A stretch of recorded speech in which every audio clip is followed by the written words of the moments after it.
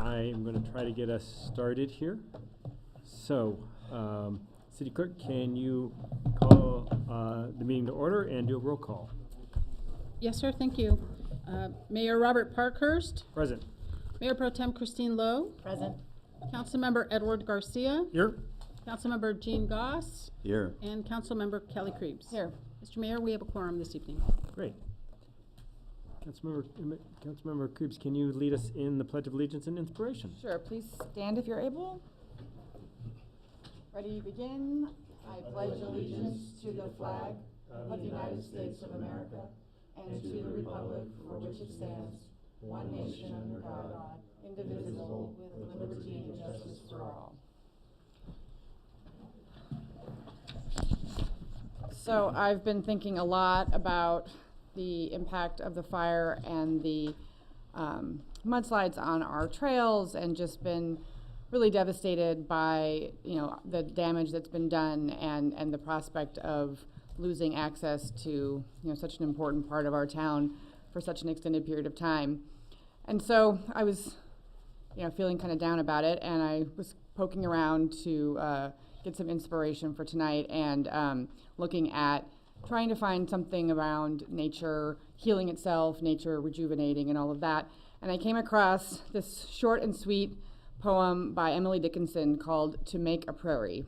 And it says, "To make a prairie, it takes a clover and one bee, one clover and a bee, and reverie. The reverie alone will do if bees are few." And it's, terse and probably susceptible to lots of interpretation, but in my state of mind and what I was thinking about, to me, it was inspirational, because all we need to make our recovery, to help our nature rejuvenate, is clover and one bee, our little worker bees, and a little bit of clover and reverie, which in this context to me means faith and encouragement and gratitude. And so I was just thinking about how thankful we are for the hard work that our trail crews are putting in to give a hand to nature. I encourage folks to volunteer if you're able. Also, the supplies for that work are not free, and they're not sponsored by any government organization, not the city, not the National Forest, not the state. So if you are financially able, please give generously to the Fletcher Fund. And for those of you who are not able to volunteer or donate, do offer your gratitude and your reverie to your community and neighbors, and to nature's miraculous ability to rejuvenate. Thank you so much. That was delightful. All right. Now we go to the next item on the agenda, which is the approval of the meeting agenda. Are there any proposed changes to the agenda? Mr. Mayor?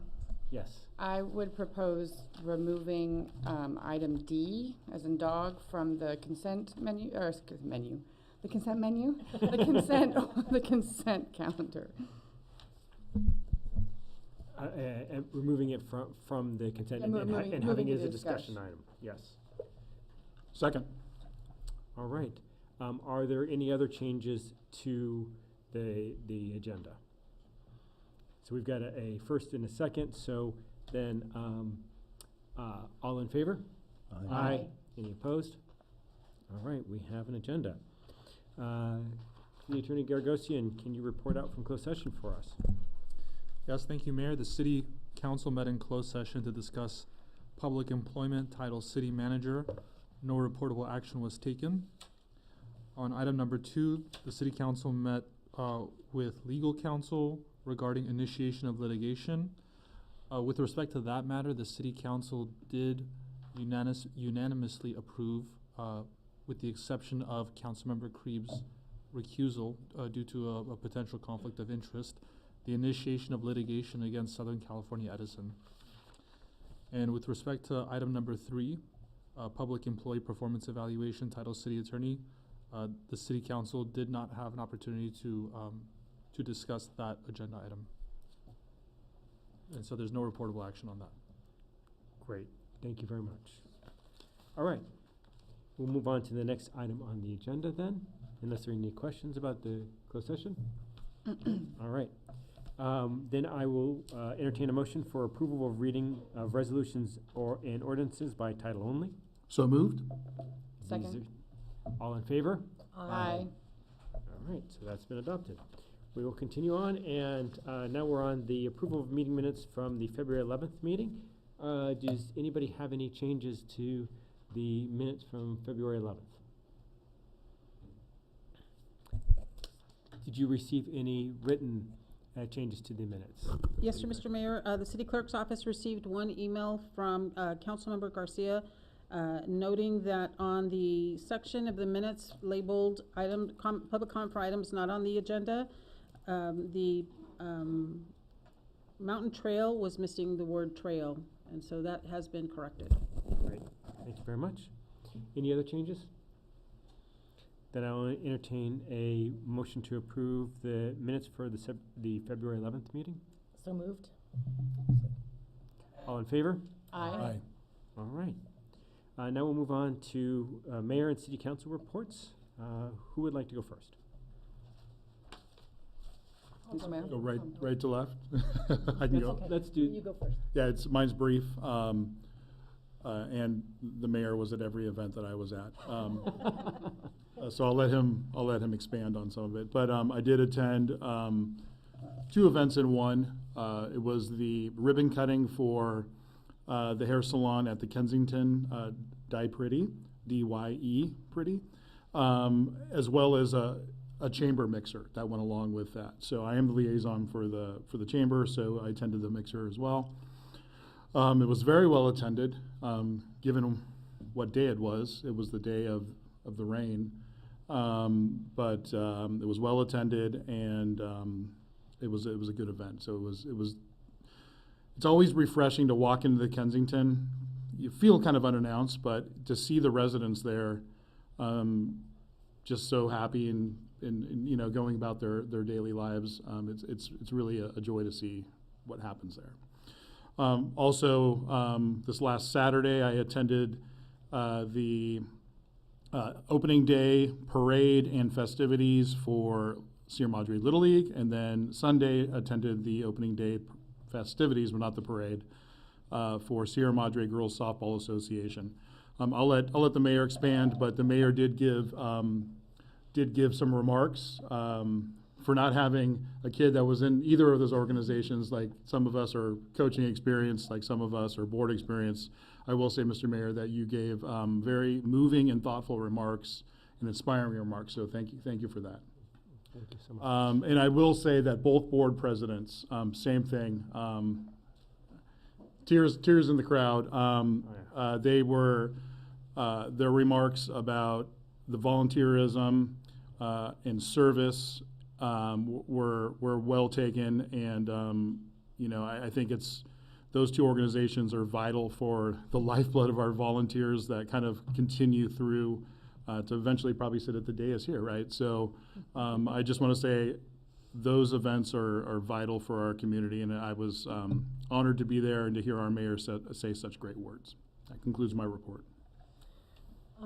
So I just wanted, it wasn't a city event, but I did go to Maui, and I've been going since August in this time and kind of tracking their rebuild and going through the steps and learning about the steps that they did for their rebuild, because we know this is a new era of all of us having to learn how to deal with these types of disasters. And in August, it took them 1 year to even clean up the zones, and just now they're starting to frame and build, and it's been a year and a half, a little bit over. So looking at our perspective, I think we've learned a lot from seeing what Paradise and Maui has gone through.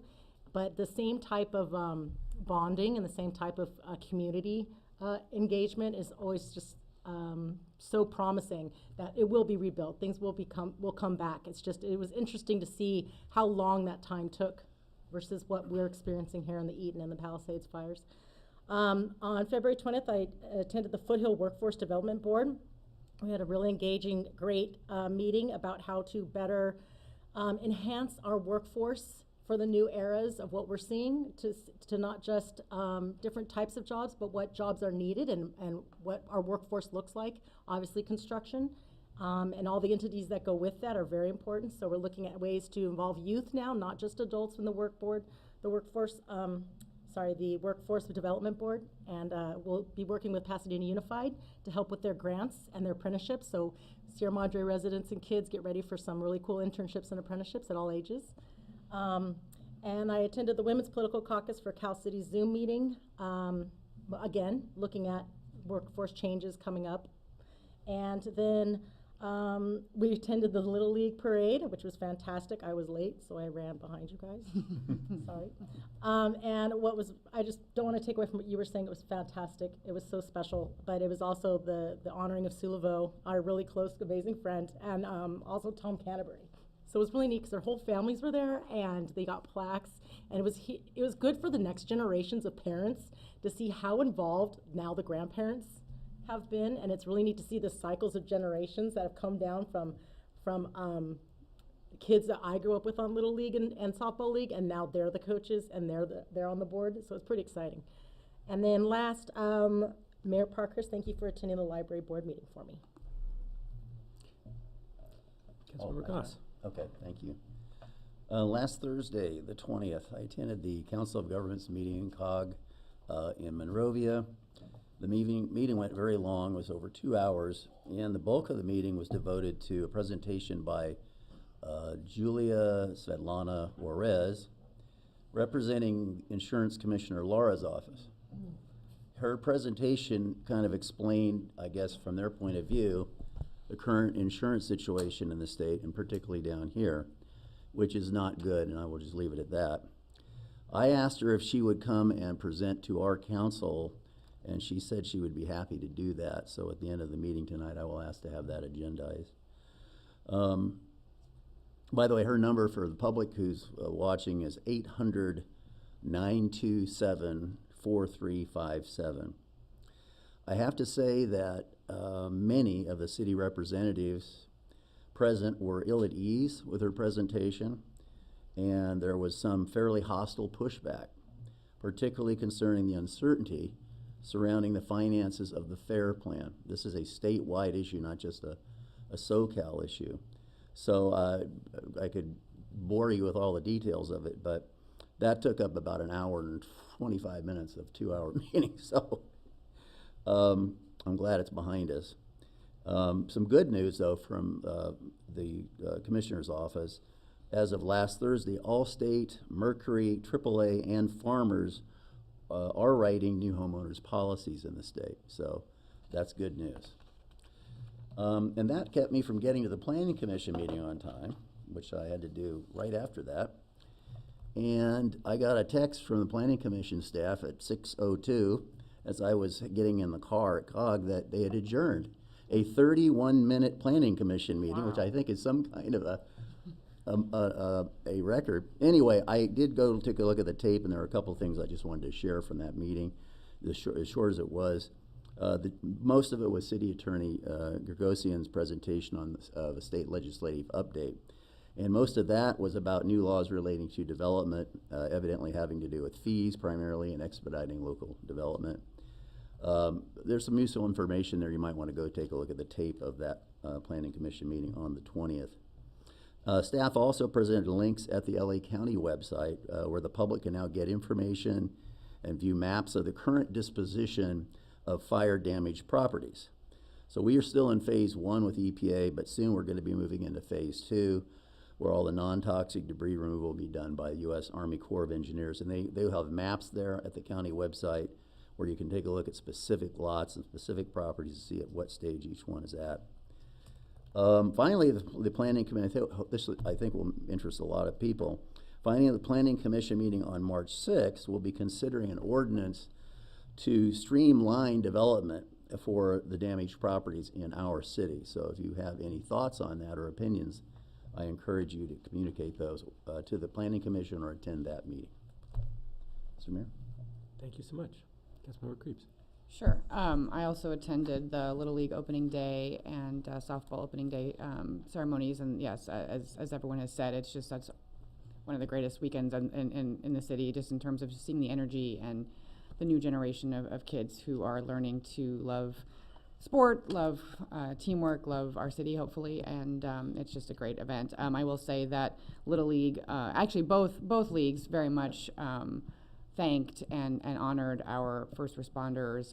Little League actually had one of our very own fire department members throughout the first pitch, so that was really fun. And so there was a lot of really strong gratitude and holding up and raising up of our first responders, you know, across the disaster, but particularly obviously here in our city. So that was great. This past week we had a Community Services Commission meeting where we had an after-action report for the 4th of July festivities. There was actually a deficit on that, so there's going to be a renewed effort for sponsorships and donations, and really a focus, I think, for this upcoming 3rd and 4th of July event on coming together as a community and focusing and emphasizing our community spirit and our community resilience. So that's I think a good way to celebrate you know, the spirit that's been aroused by this the tragedies. And also they would announce that the Mount Wilson Trail Race for this year has been at least postponed, if not canceled, given the condition of the trails. And good news is that they have an RFP out that is expected to close at the beginning of next month for the pickleball court update in Sierra Vista Park. So that's exciting, and we should see that at our council meeting at the end of March, hopefully, if that all goes well. And so hopefully those efforts will commence shortly thereafter. So that was the business of the Community Services Commission, and that is my report. Thank you so much. All right. So there's not a huge amount to add. Yes, I was, Councilmember Garcia and I were, and as well as Councilmember Krebs and Councilmember Lowe were in a lot of the same places at the same time. The ribbon cutting at the Kensington for Dye Pretty Hair Salon was delightful, along with the mixer.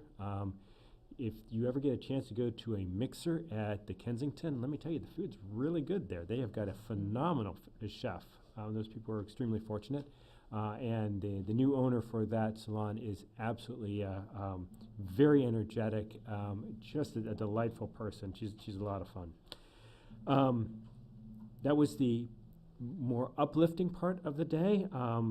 Later on February 13th, in the evening after the rain subsided, I got a tour of the storm damage with Senator Perez.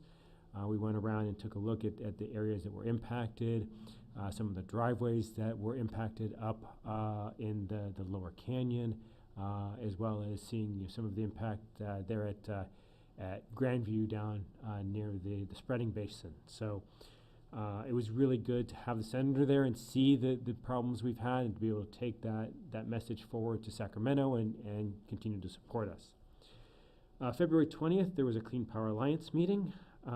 Nothing to report out of that meeting.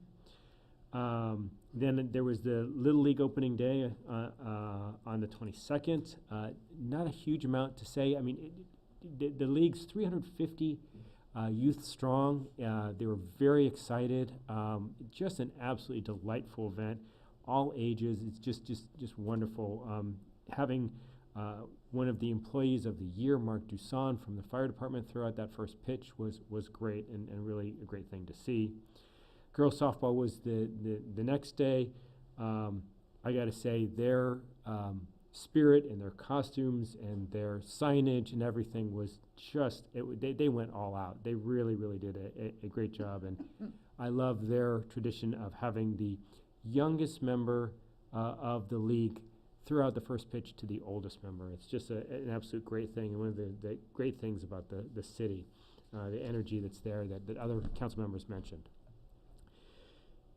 I have got page front and back of city announcements, so bear with me as I go through this. The first thing, and we cannot say this enough, and I'll say on behalf of my esteemed colleagues here in City Council, I want to thank Public Works, Utilities, Fire, Police, really all city staff for all their efforts to prepare the community for the recent rainstorm. Once again, we opened the Emergency Operations Center, and they were there, and it's an all-hands-on-deck situation. We also had neighboring cities come in, help us with police support throughout, blocking off intersections, making sure that our team could do what we needed to do. In particular, I'd like to thank the city of Arcadia for their help with the debris and flow cleanup. It was Herculean, and I say that multiple times, but really the crew, the speed at which they got the streets cleared and the streets swept. I mean, if you blinked, you would not see the pile of 3 to 4 feet of mud that were in the streets. They were so quick in getting that in and allowed residents to get back to their homes really quickly. So huge thanks to everyone there. I mean, this is the third disaster that we've dealt with in the month of January, or really in the first 6 weeks of the year. And I want to remind everyone that we started with a windstorm, right? And the windstorm had a huge impact. Lots of trees down. We've got a number of homes that were damaged by that. Then the fire. Then the mudslide. So we're so lucky to have this staff here in the city. The YWCA is continuing to host senior lunch and food program Monday through Thursday at the Hart Park Senior Center, starting at 11:30. For more information, you can call 626-355-5278. And as a reminder, if you show up Thursday, you get extra meals for the weekends. Nominations are open for Older American of the Year, and they're still being accepted. The forms are available at the Hart Park House, the senior house, and please pick one up there and help us celebrate the incredible contributions of our community, the older adults there. Continuing on with our senior activities, the Hart Park Senior Center is offering free tax assistance in the month of March. Appointments are available on Mondays, and if you want to schedule an appointment, call 626-355-5278, same number. Got some bad news, unfortunate news. The Huck Finn Fishing Derby, we are going to have to postpone it. Due to the fires and the mudslides, we're going to postpone it indefinitely. Safety really has to be our top priority. I know that is really hard for many of us. I know we were all looking forward to it because we hadn't had it for a number of years, but we need to make sure that we take care of all the necessary precautions and make sure we've got the infrastructure and everything in place before we do that, before we bring that back. The annual bookmark contest for 2025 kicks off on Monday, and it will run from March 3rd to April 10th. Kids from kindergarten through 8th grade can design a library bookmark, and this year's theme is Love My Sierra Madre. And winners will be announced at an award ceremony on April 30th at 6 p.m. So we'll look forward to that. We've got congratulations for a staff member. Unfortunately, she's not here tonight. She got honored at the library board meeting, which I forgot to mention. I will come back to that in a second. So congratulations to Chelsea Lee. She finished her master's in library information science in December and has recently been promoted to associate librarian. So please, when you go into the library, thank Chelsea. She is a really energetic and dedicated member of our library staff, and we're so lucky that she's continued to develop in her skills. So while I'm here, I'm going to quickly just give an update. I was able to attend the library board meeting. We had a presentation from the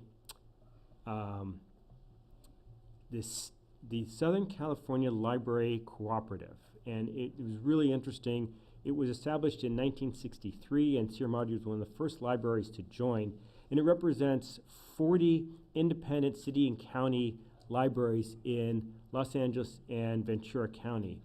And the Library Cooperative, or the SCLC, works on communication, helps with references, shares books across the region. It's really a positive thing. That's the good news. The bad news is from the state, their budget's been cut 50%. And the federal funds, there's 16 million federal funds that we don't know if we're going to get. And some of that money goes for ebooks for all California folks. summer reading programs, access to Braille books, free access to newspapers like the New York Times and Cal Matters for Learning. There's a lot that we're missing on that. So I'd like us to reach out. At some point, we'll talk with the city librarian on what we can do to help the Southern California folks and pushing forward for that. I think we'll get an update on library construction a little bit later, but they gave us an update there. The Library Foundation is making good progress on raising funds, but we really need folks to contribute to the Library Foundation to be able to help with all of the FF&E, the furniture, fixtures, and equipment that go into the library. So please, if you're not a member of the Library Foundation, please consider being a part of that. And those are the main things from the library board meeting. I'll come back here. So we've got a couple more things on the library. We've got there's bid, whist, and open card pally. I'm going to have to ask city librarian to help me out with what that is, but it's at the Senior Hart Park House. Okay, it's like bridge. It sounds like bridge, right? It's a card game. Okay. So it's a card game for seniors at the Hart Park House on Mondays and Tuesdays, 1 to 4 p.m. All seniors are welcome. On this Wednesday, February 26th, we've got the second of our Sip and Shush Silent Book Club at RT Rogers. We want to thank them for sponsoring that once again. It's at 7 p.m. You can grab a drink from the bar, any drink at all, including water, settle in to read your book for an hour, and then stay and chat about what you've heard. And a good opportunity. There was a good crowd that was there at the last one. And then this Friday, February 25th, is the final One Book and One City event. It's a book signing and reading here at our library at 350 West Sierra Madre, 7 p.m. And then celebrate our libraries with the book signing and learn about what you're looking for is in our library. So it's the book. So let me try that again because I didn't get the title quite right. What you are looking for is in our library. That's the One Book, One City, a book event, and there'll be book signing at the library. All right, I butchered that part. My apologies, everyone. Those are all the announcements we have.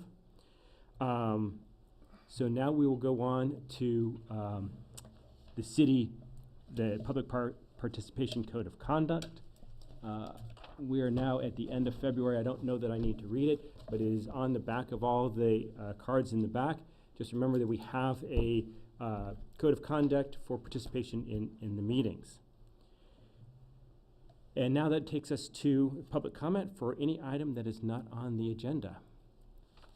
Madam Clerk, do we have anyone that has submitted items that are not on the agenda that would like to come and speak? Mr. Mayor, we have a speaker card from Public Works Director Yanez.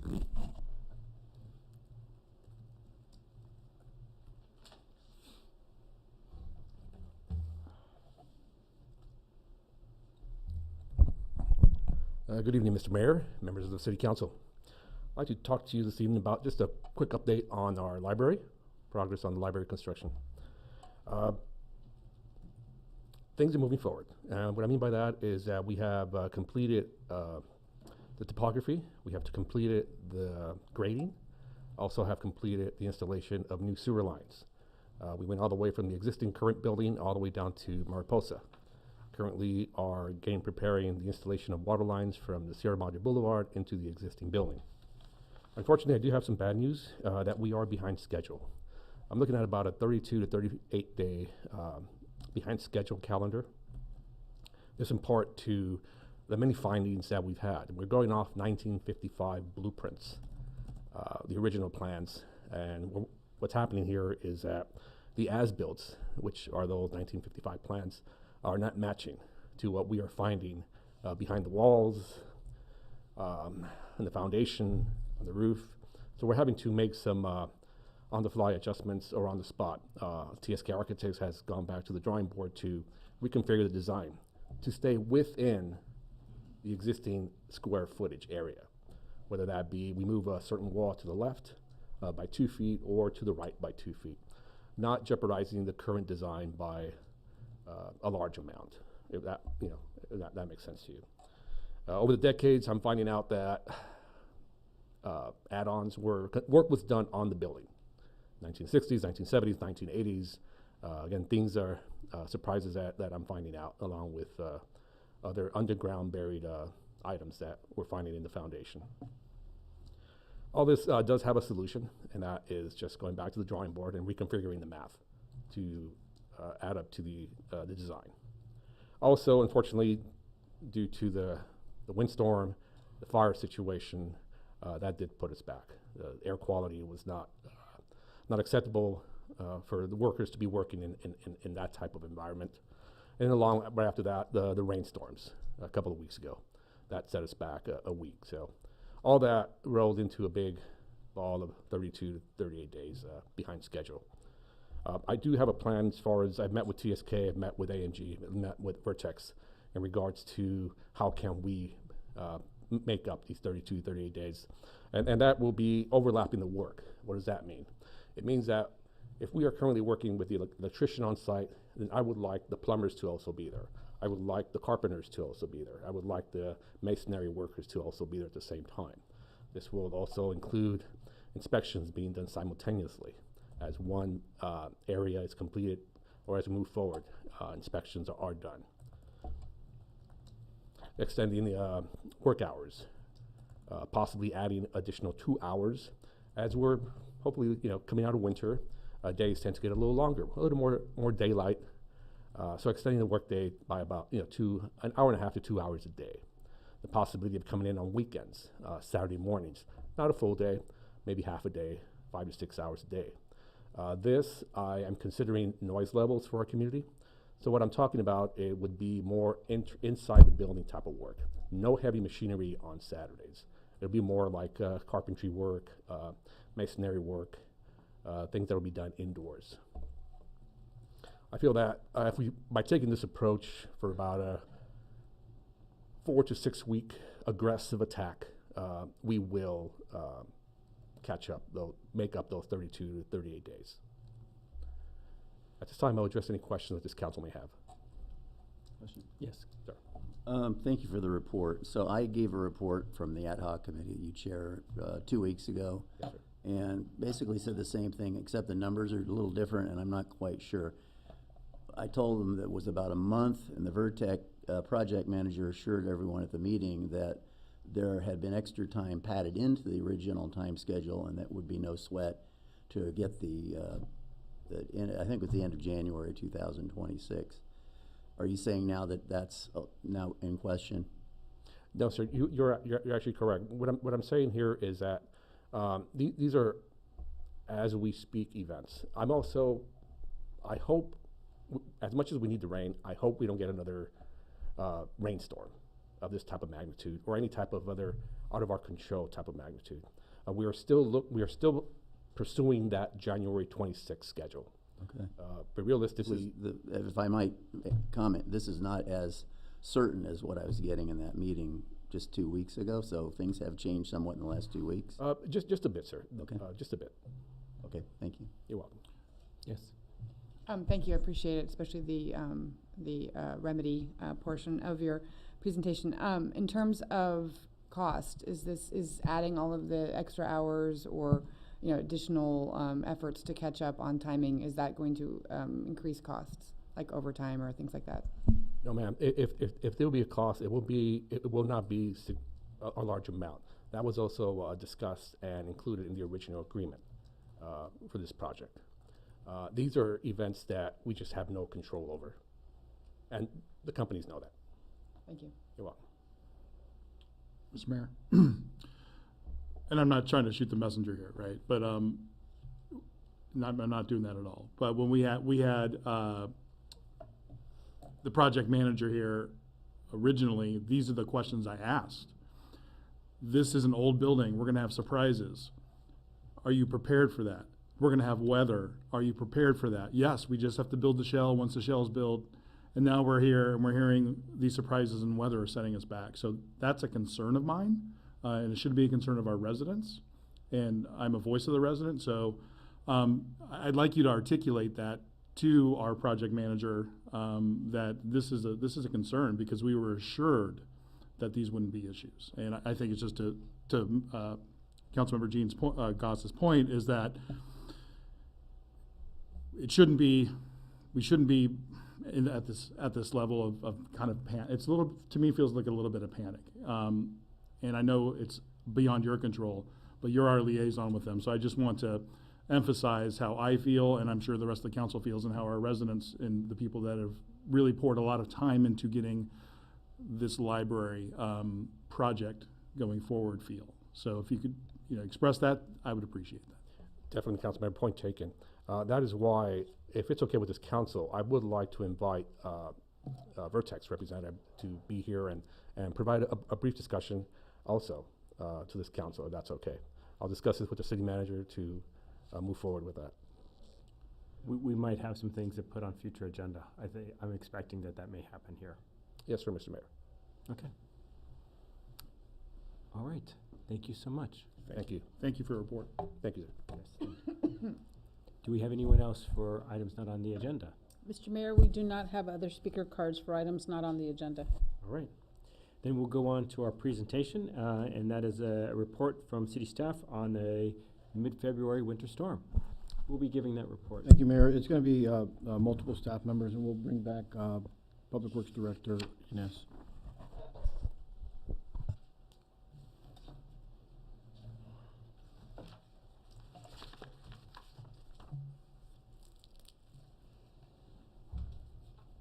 My apologies, Mr. Mayor.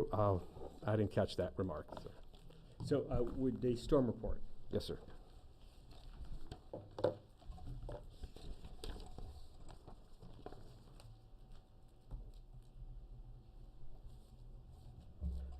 evening, Mayor, members of the City Council, and members of the public. I want to take a few moments to provide an update on the city's extensive efforts to prepare for and respond to potential mudflows following the Eaton fire. This is a critical issue, and I want to acknowledge that the hard work of our public works team, city staff, our emergency responders, and our regional partners who have all come together to protect our community. Protective preparations. Even while the Eaton fire was still active, our public works crews were already planning and mobilizing to address the very real threat of post-fire mudflows. Recognizing the urgency of the situation, we took the following key steps. We retained former Public Works Director, Mr. Chris Semino, through a contract with Wildan Engineering to assist in mudflow mitigation. His expertise, combined with institutional knowledge based on 38 years of service to the city, have managed multiple mudflows events, was instrumental to our success. We held daily coordination meetings with LA County Public Works to assess key areas of impact, ensuring that we were identifying and addressing the most vulnerable locations. All county-owned debris basins in Sierra Madre were inspected, and any necessary clearing was conducted. This included major efforts at the Sierra Madre Dam debris basin, where 2,500 truckloads of debris were removed to ensure the basin could function effectively in handling storm runoff. Physical infrastructure improvements. Understanding that strategic barriers and preventive measures can make all the difference. Our public works crews took several proactive steps. Installed over 500 feet of K-rail in high-risk locations, utilizing detailed mudflow maps provided by LA County Public Works, along with on-the-ground expertise of our staff, many of whom managed the 2008-2009 fire and mudflow events. Dispersed thousands of sandbags, both pre-filled and empty, to residents, ensuring that they had the necessary tools to protect their properties. Prioritizing the clearing of storm drains and cross basins within the burn zones to allow for better water flow and reduce the risk of blockage that could lead to flooding. I would now like to introduce Mr. Senior Analyst, Mr. James Carlson, for an update on how to receive critical information. Mr. Carlson? Thank you very much, Director Yanez. And I'd like to introduce person who has assisted me very closely in the last couple of weeks, and that's a gentleman by the name of Management Analyst Eric Lozick, I'm sorry, yeah. We want to make sure that the community and the council know that there is a one-stop shop at our website now to get all the resources, all the information, all the last-minute alerts regarding mud and debris flows. If you go to sierramadreca.gov, it's right there on the home page. Just scroll down a little bit on the left. You'll see a dedicated page for all of our mud flow information. You can simply click that, and I won't go through everything here. I want people to kind of dive in and explore what we have, but generally at the top, you'll see an update with a date stamp. This is the most recent information that we are trying to get out.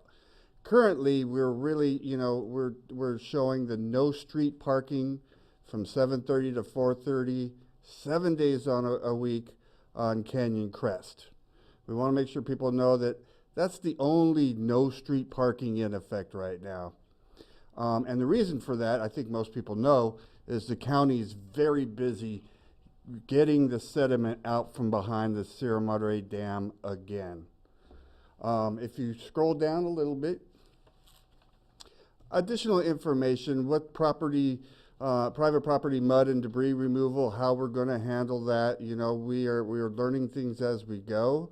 It's key to know that our public works crews will not enter private property, but we will determine a certain amount of days after a rain event where private property owners are encouraged and welcome to put their debris into the street. Hopefully it's not too much and it won't close the street, but that's what we found worked pretty good. We get them a chance to help us, we can help them. Stormwater quality regulations, I would be in big trouble if I did not remind people not to just throw stuff into the street after this dedicated time. We do have to keep in mind our clean water responsibilities. And go down. Some recommendations on key actions to take. We are still pushing the Genesis Protect program that was very good for the fire. It has extended to mud flows. If you look at your Genesis zones now, they have been adjusted slightly from fire preparedness to mud and debris flow preparedness. And I will show you why a little bit going down here. Again, I don't want to take too much time. There's a lot of links so that you can get these programs on your app. Register for Nixle. We want to make that really easy for people to find. These are some of the things that we've done. We're posting that hotline. Understand the hotline didn't work perfectly. They got a little overwhelmed, but we are still posting that. We also have another way to get a hold of the county as well. Keep going down, Eric. We don't want to spend too much time here. The first thing I want to show everybody is the mud and the debris and mud flow forecast. This is what we watch from the county. Now, they came up with the phase 1, phase 2, phase 3, or sometimes they say no phase for all of these areas in Southern California. So we're focused in on this.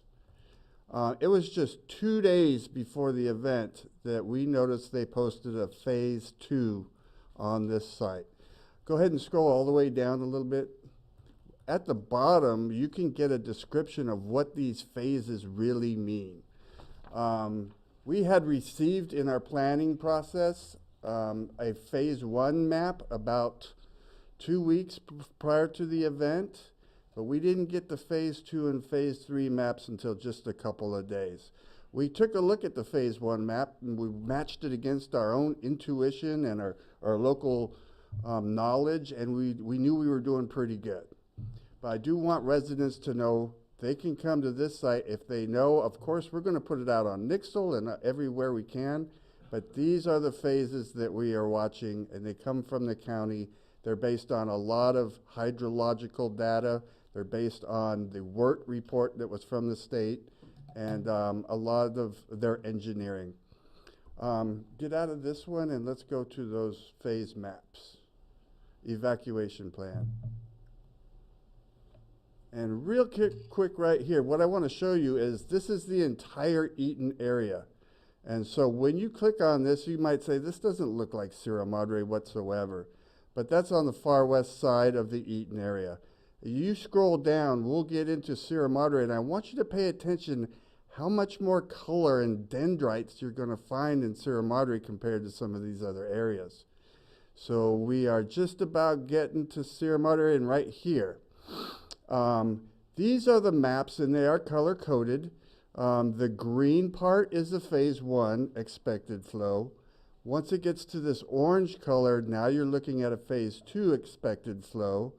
And you get to the red, and that's the worst case scenario storm that we're looking at.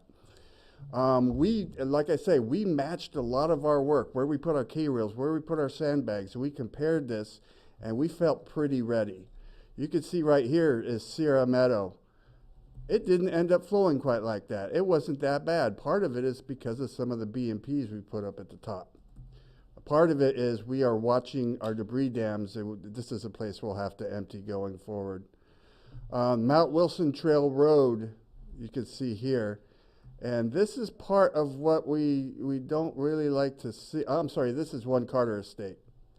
We didn't really get that much of this going down the top of Baldwin either. We got a little bit back here, but we've got to talk to those people. This is what we noticed too, is Mount Wilson Trail Road, and it showed what I call cross-parcel flows. Now that's something that we really wanted to address. We want to keep the mud and the debris in the road. So you will see a lot of BMPs at the bottom of Mount Wilson Trail Road. We didn't see it What are cut. BMPs? Huh? BMPs? BMP is a best management practice. It could be anything from a debris basin to a K-rail to sandbags. It could be even the work to clear out debris or storm drains and stuff. So this was kind of fun. This didn't happen, fortunately, but it's something we're going to keep an eye on. And then scroll down, and now we're in the canyon, and this is what we were looking at. And you will see, not to anybody's surprise, there is a very big watershed behind Nature Friends and Yucca Trail. There's also a very big watershed right up here at the top of the top of Woodland. On this side of the dam, there's the dam right there, but they have a little side canyon that we were really kind of watching. Now it's kind of hard to see, but these maps are all online for us to take a look, and you can really zoom in on them when you're on your computer. The other things we were watching was there was a prediction, even with phase 1 and phase 2, that it would leave Canyon Crest, cross parcel flow down to Woodland. Again, our crews, with our insight, we addressed this with BMPs, and in fact, we found that it was staying on the road, and about a couple hours before the big cell hit, we had hit this for an evacuation order where we didn't have it before because we saw what was happening in the field there. Can I ask you a question while you're on this map? Yeah. So our dam was built I can't remember, 1920? 1923? 1923. 23. And we've gone through multiple mudslides, and I've always noticed, like, I'm so glad you guys cleaned it out before. What would have happened if we hadn't cleaned out that 2,500 loads of debris, if our dam was jeopardized? Well, one thing I did last week is I reached out to the county. They put me in contact with the state dam people, and they assured me that structurally and seismically it's in good shape. Okay. We topped the dam during this event, and from my understanding, we haven't done that since 1969. We also topped some bridges. You could see they forecasted the mud going down our channel quite a bit. We didn't know that it was going to top these bridges right here. Is that Grandview? This is Grandview, so Camillo and Acacia, and here's Sycamore, and then there's like North Cannon, Las Rocas areas. So that's something we didn't want to see. We are in positions of dam and induction zones. I might not be saying that right, but we do have maps that say what would happen if that dam failed and where would it go. So we are always looking at all of that information. The other thing, we go back up to Nature Friends, and Nature Friends actually doesn't have a traditional debris basin behind it. It has a rail and timber structure behind it. So it is actually designed to let the chocolate milk flow through and get down on the woodland and hold those boulders and those trunks and stuff like that. The county is going, they consider that one of their responsibilities, and they are up there. If they haven't been up there already, they are going to be working on that. But that's another big cross-parcel flow that we were looking at, that we were able to address right there specifically with K-Rail's wooden walls and a lot of sandbags. So, and then go just a little bit more, and if you can go to the east there, Eric. So on the La Rocas, it was threatened to go over the bridge there, but it didn't actually go over La Rocas, or it's not Sturtevant at that point, but it's what's that street there? Well, there is Sturtevant, it would be the top, and it did really not go over that. Okay. But Las Rocas, there's quite a bit of sentiment on that. So while we might not have found a video that's as crazy as Camillo, Yeah. there was a lot of sediment on that bridge, on the Acacia wasn't Bridge there? and Yeah. stuff like that, so. So it didn't on the bridge right up above it, but by the time it got to La Rocas, it kicked up enough to get on that. It did, yeah. Okay. The first thing we saw on this map, and this was not unexpected at all, this is what we call the Stonehouse property. There was extensive mud in this area in 2009 with even a smaller fire and a smaller footprint behind it. So we were not, this is all green, so this is just the minor storm that they're expecting. There's no structures here anymore. I mean, there's no homes threatened. There actually used to be a rail and timber structure there from the Santa Anita fire. But we went and visited this, about a week before this event, and there is nothing holding this back. So we weren't surprised when it got on Grandview right here. Now, topographically, Arcadia is not in bad shape. You would think it would just keep going down these streets, and I think it did a little bit. But topographically, it's really sticking right there on East Grandview, plus some of the overflows that came down right here. So that just gives you an idea of what you can look at home. And there's other resources on our site here that give you ideas of what you can do about it. I really point to Homeowner's Guide for Flood Debris and Erosion Control. And that is real basic. How do you do sandbags? How would you bar up a window? How would you do that kind of stuff? So we will keep this page updated as we go along. And then we were also fortunate enough to be pointed to some county cameras. So during the event in the Emergency Operations Center, we were able to watch some of our debris basins and how they were doing. We're going to keep these here. Now the cameras, they go off and on. Here's a time lapse of them working up at Bailey Canyon today. I think it's today, right? Yeah. So we have another one, that's Bailey. And then I think we have looking the other way on Bailey, or maybe that's up there a little bit further on one of the Carter ones. And then what we'll do, that's not the greatest one right there, but they change, they rotate, they go online, they go offline. If there's an event, we are keyed in on all of those so that we can have an idea of how our basins are working. So if there's no more questions for me, I'd be happy to yield the microphone to Chief Barrientos. So I wanted to say something.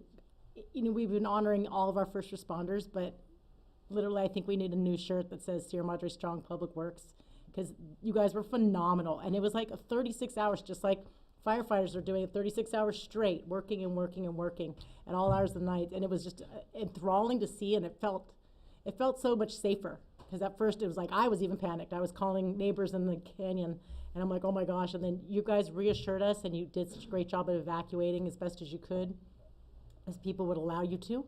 And I just think you guys did such a great job of preparing and making sure that we were ready for this, because of course we have a big rainfall deluge happening right after we have a fire.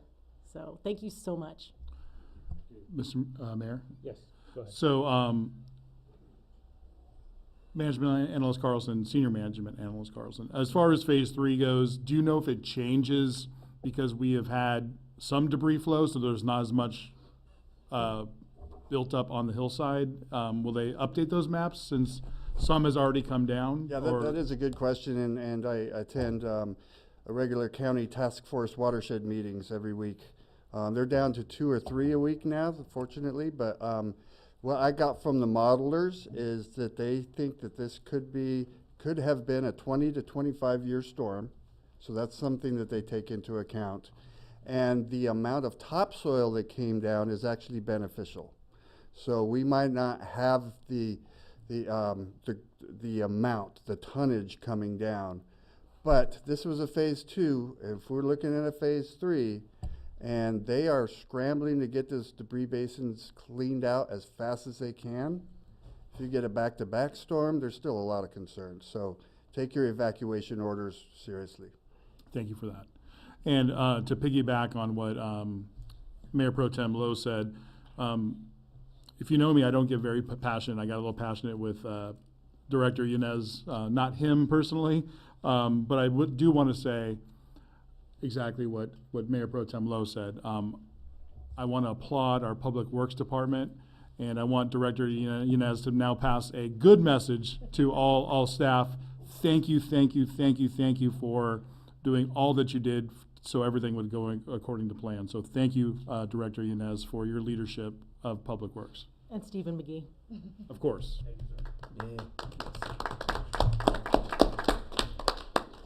Before Chief Barrientos starts, I'll build on that. I'll thank the residents. You know, there has been a lot of equipment, especially the people up in the canyon. There's been a lot of trucks and excavation equipment going up in there. Some people were understandably frustrated that it took an hour or two for some of those trucks to get up there to be able to get the excavation equipment into the dam. Thank you for your patience. Thank you for your understanding on that. I get to see the trucks go by my house every day. I was coming up the other day just up Mountain Trail from Orange Grove, and I don't think I even got into Sierra Madre Boulevard, and there were 6 trucks coming down at about 11 o'clock in the middle of the day. So I'm very thankful that we're able to get that out and be able to make sure that those debris basins serve their purpose. With that, Chief, yes? I do also want to thank the residents for respecting the evacuation notices, but I want to say to certain residents that I heard reports of, it is never safe to walk behind that dam, and particularly when the debris is that high. We had reports of folks climbing on the debris behind the dam, so I would just caution that that's probably not the best judgment. So, you know, if the gate's open, it's because they're coming in and out, and it's not open to allow you to go in. So I would just caution folks to respect the gates, whether they're open or not. Thank you. Now, Chief Barrientos. Thank you. Good evening, Mayor Pro Temp, and City Council. I'll provide you an overview and kind of the roles and responsibilities of the police department in regards to the storm. So as the storm approached, we focused our efforts to keeping residents informed and ensuring their safety as we prepared for the potential for evacuations in a coordinated effort with our fire chief and city manager. On Wednesday, February 12th, a day before the rain, we issued an evacuation warning to allow residents in the impacted zones to prepare. On the same night at 7 p.m., a mandatory evacuation order was issued, sent to take effect at 7 a.m. on Thursday, February 13th. This was part of a coordinated regional effort with evacuation orders also being issued in Pasadena, Altadena, Arcadia, and the Palisades. The city proactively mapped out potential mudslide zones and discussed response strategies in advance. CERT, Community Emergency Response Team, was activated, delivered over 100 door tags, and personally engaged with our most vulnerable residents to ensure they were aware of the situation and had the resources needed to evacuate safely. Area D disaster management and the Office of Emergency Management, OEM, was activated. We pre-positioned ourselves. Basically what that means is we ask for resources. Usually those Area D and OEM is reactive. However, we took the proactive approach and front-loaded it and got resources before the storm was here. So we had 10 patrol units assigned to us with 20 officers the day of. So neighboring cities assisted with the evacuation process. Area D, coupled with city resources, contacted over 620 residents that were impacted here in Sierra Madre. And those residents that declined to evacuate, we had them sign liability waivers. So it was very, very, very time consuming. However, the police department's primary responsibility was evacuations, fixed posts, roaming patrols in affected areas to safeguard the evacuated areas and prevent criminal activity. And here's kind of what I'd like to discuss. A critical key point or a takeaway from this is for the residents to follow your evacuation warnings. While our preparation efforts played a major role in ensuring we made it through the first major rainfall with no property loss or loss of life, future storms may be more intense, and the risk of debris flows remains high. Ignoring evacuation orders puts lives at risk, not only for the residents, but for first responders who may need to enter dangerous conditions to conduct rescues. This concludes my presentation. I will now turn it over to the city manager, Jose Reynoso, if there's no questions. Just curious, what happens if someone doesn't want to sign one of those waivers? So so even though you have evacuation orders, we are not authorized to physically remove them. Basically, we advise them that the dangers of staying behind with the storm, being whether it be a mud flow or being entrapped in your own home. I think we put out messages that it would be difficult for first responders to get to them. So basically, we just give them the advisor, we warn them, and they're allowed to stay in their own home. Right. So they didn't have to sign a waiver. You offered They it to did them? not. It was How many people optional. did? Anybody? We got a lot to Good. sign on the Really? waiver, yes. And those same people that signed on the waiver were later calling us that they were barricaded in their home, that they were hanging on a tree, that they were buried they were in their vehicle buried in 4 or 5 feet of mud. We got a lot of calls from those same residents. That's why it's important to follow some of those evacuation orders. Everything if it's predictable, it's preventable. And I think the city predicted what would occur, and it did. Thank you. So we didn't have any public property loss per se, but there was private company or private person's loss to property, obviously, with a car being engulfed in mud and people's homes having to be, I don't know what other repairs of property, but you said there was no loss of property, but that's public property, correct? Complete loss. What I meant, full structures, is what we had damaged property, mud inside homes, but I mean full structure, full mudslide. We had no structures, at least not that I'm aware Not of. lost, just But we had a lot of damage. enclave. And the city did suffer some infrastructure loss. Our Mount Wilson trails are damaged and off limits until indefinitely. Well, and if I remember correctly from the newspaper, the Bailey Canyon lost its bridge. That came out as a part of the storm. It had been damaged by the fire, but then the storm kicked it into the debris basin. Correct. Yes. I guess 2 things. One, I mean, I would love you to highlight how folks who did not comply with, warnings about entering into intersections with water and mud flow actually ended up increasing the damage because, once those cars were in certain areas, the mud was then piling up behind it and it caused more damage than if those roadways had been cleared. That was something that hadn't occurred to me, and I'm wondering if the public would not have been aware of that but for this occurrence and seeing that actually happen. It wasn't just a matter of the car and the the driver being stuck, but then that exacerbating and increasing the damage level. I mean, unfortunately, I mean, thanks for the question, but unfortunately, it just put the first responders in a very, very bad situation. From what I understand, Public Works in their last presentation were saying that anytime you have a fixed object and you have debris flowing, it just exasperates the mud flow and creates a larger problem, or redirects the mud flow, causing more damage. And then just one point. I did get some feedback from residents that the advance notice of the evacuation order was confusing.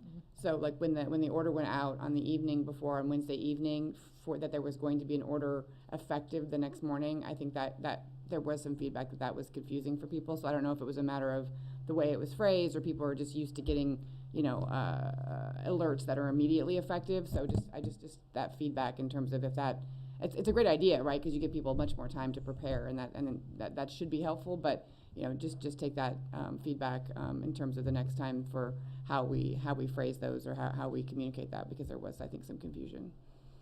Thank you. I think the purpose was to front load it, Right. To get people prepared, and absolutely something we'll look at. Was the second, I call it like the second area of debris sludge gathering was on Grandview. Was that part of that under the mandatory evacuation all the way down to Grandview at that point? I don't remember. I don't think so. No, I didn't think so. So obviously we can't anticipate everything, and by the way, that was just, I've never seen something like that happen in our town to that extent, where it's like a geyser. But I guess looking forward, we have better mapping available and we see what happens. But again, it's one of those things I keep wondering, we sometimes don't know, and I think you guys prepared as best as we could, anticipating what we thought would happen, and then now we see changes in what happens with our storms, and so maybe in the future looking at that. I mean, so we did know there was gonna be a large flow, but I think We it didn't is, go down that far. well, we didn't know that it was gonna hit the homes there. So I think, as a part of the learning and the after action, I think it'd be worth kind of reflecting on that and figuring out, because I do appreciate the advance warning on the evacuation. Maybe we should have considered some of those areas over in the 14. Because if you lived on Sycamore, you wouldn't have been able to get out this way, and you wouldn't have been able to get out that way, but you weren't under evacuation orders. So if you're on Camillo, Sycamore, any of those streets off Right. Grandview, you would have been stuck Parts without of warning. parts of Foothill were Yeah. evacuated Okay. between Camillo and. But from Sycamore, you can't go north because you run into Woodland. Can't go south because you're on Grandview. And I don't think we got the maps late as well, Yeah. as Management Analyst Carlson said Yeah, before. that's true. I have a question or a Please. comment or two. Thank you. So we have found that primary mode of notification to our residents is Nixle and Genesis. Some people are, I think, don't want to put their public or put their information within Nixle or Genesis, and maybe you don't have the answer to this question, but if you text your zip code to 888-777, that will sign you up with your phone number for Nixle alerts, and that would then drive you to potentially Genesis to have an understanding of evacuation orders.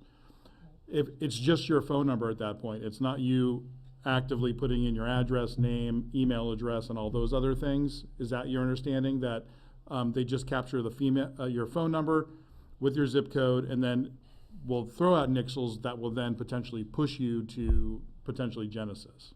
That is my understanding of it, yes. So we want to, at a minimum, get all our residents to, at a minimum, enter their zip code and text it to 888-777.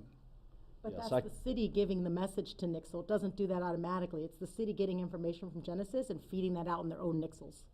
It doesn't do that automatically. But Genesis does have it. If you're downloaded, you have the location on, it automatically notifies you when you go into a zone, you're in an evacuation That zone, is- get out. Yeah, I understand that, but there's some people that don't want to put their information in. No, and you don't have to put it in. Like I drove through, like if I drove through Yeah, right no, now. I agree, yeah. Right, and you can also get the Genesis information online without Exactly. without logging in. Like you can just You look can put for in your a zip address code or or your any, address. any address and find out what the status of that that zone is at any given time. So I didn't have the app for a little while at the beginning of the fire incident, and so I would just go online and to the website and then type in the Sierra Madre zip code and get updated information that way, because I actually didn't like the location-based, the geofencing-based alerts. My point is, we need to get as many residents signed in at least at a minimum to opting into some of these things, so they're aware of because some people aren't aware. I had another question, and it's now escaped me. I can't emphasize it enough how important it is to be on Nixle in the city of Sierra Madre and Genesis. I can't Yeah, emphasize no, it. I agree. No, it was more of a comment, but it was to your point. Director Yanez did tell us that cars left in the street or cars that are looky-loos going up the street or trying to navigate will act as a K-rail per se, and will divert mud to places we do not want, because we are using Woodland and other streets as diversion channels during these types of events. So he did warn residents about that ahead of time. So we're hearing that's going to be a wet March from some of the I don't want to call them armchair meteorologists, but a lot of amateur or semi-pro meteorologists are saying it's going to be a wet March, so we want to make sure that we prepare once again. Thank you. Thank you. Mayor, if I may, just in closing, I don't think that we can say it enough, and I just want to express my sincere appreciation for all of our staff, Public Works, Utilities, CERT, our neighbors, the city of Arcadia, for offering to be there for us and for showing up when we need them. The safety of our community is and will always be our top priority, and it's a testament to the people that work here that in our efforts to protect this community. I encourage everyone to stay informed and to not take the evacuation warnings lightly. We want everybody to be safe and prioritize safety over all else. Thank you. Thank you, City Manager. Is that the end of the presentation? That's the end of the presentation. I understand that we have, Madam Clerk, do we have any comment cards for this item on the agenda? We do, Mr. Mayor. We have 2 speaker cards. The first is from Robert Buckner. Right, Mr. Buckner.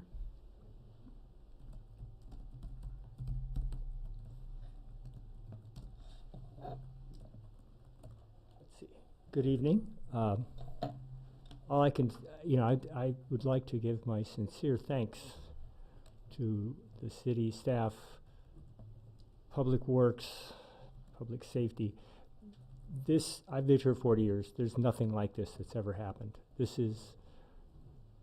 It's another level above any of our past storms and debris flows and all this other stuff that we've been through here. And I also, in my observation or my feeling is, we've dodged 2 bullets.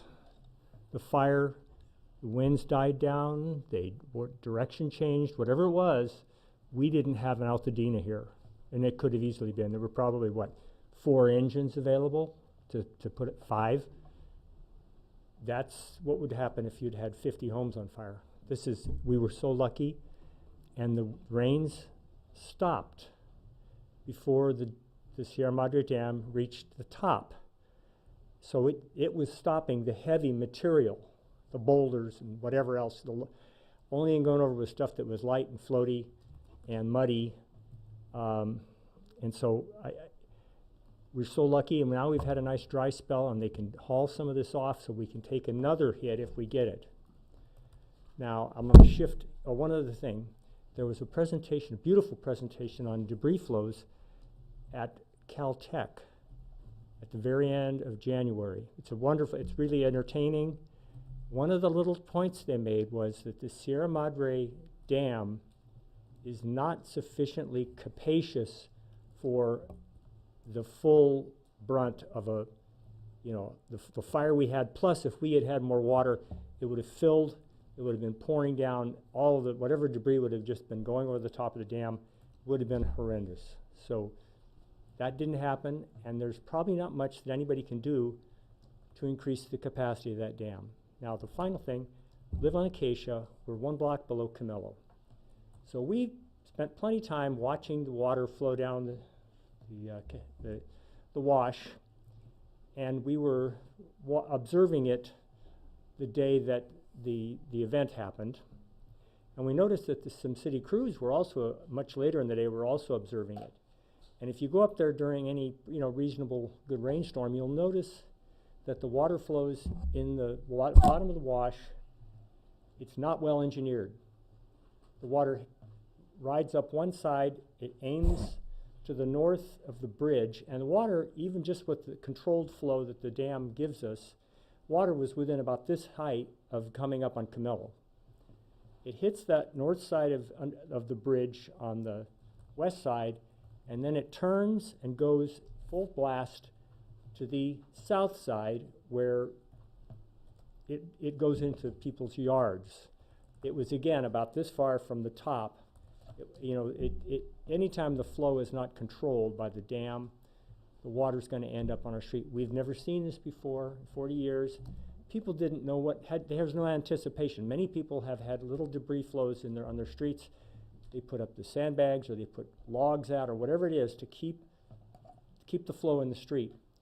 We didn't know that, and so the folks on Camillo had their yard. Wrap it up here. They had their yards filled. We had some in our yard.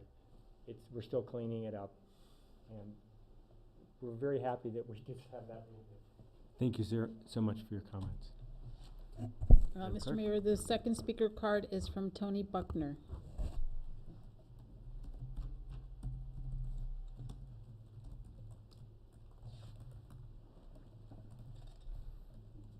Good evening, Mayor and City Council. This isn't meant to be a tag team. He was told me he was going to talk about something else, but that's okay. You can bring that up at another time. What I did want to add is that I actually was standing on the Acacia Bridge watching it bank, and then it flowed over. And so I don't know if there's any re-engineering that can be done. Years ago, the county did redo the bottom of the channel before it was all river rock, and they kind of created more of a channel. So I assume that is their responsibility, but there's definitely what I'd call as a design flaw for a flow of the size that we had, or if it was greater. A lot of our neighbors on Acacia did have damage to property. Most of it for us, it was in our backyards. It never went over Acacia. So if you didn't know that, it definitely did not crest Acacia Bridge. I don't know any of the others. The other thing I'd like to say is that I appreciate your information that you've just recently put up, because I had to do cleanup and shovel mud out of the backyard to be safe in my house. And during that particular time, it was a Sunday, and called police, and Public Works called me back and worked beautifully, and I appreciated the young man. He had to deliver me bad news, which was I couldn't put the debris in the street. And he told me I could take it to Mary's Market. My comment was, as if that is going to happen, because there's no way a over 70-year-old woman is going to put it in her Highlander and get it up to Mary's Market. To me, it was ludicrous. So I appreciate the fact that you've changed that policy. It's important because I had to get the mud out before you guys you were swamped, and we realize that, and we appreciate your efforts. And so I just want to thank you for the new information you've put together. I want you to realize that it did impact the backyards of Acacia Street, and that it did not crest Acacia Street. And if you could really talk to the county about the design problem, because this may really be a bigger problem. And we couldn't really evacuate. We were not under an evacuation order of any kind at the time of the event. We couldn't go to Sycamore, and we couldn't go to Foothill. So that, we were there. And fortunately, it wasn't too bad for us. Thank you for your attention. Thank you very much. Do we have any other comments for this presentation? No other comments or speaker cards, Mr. Mayor.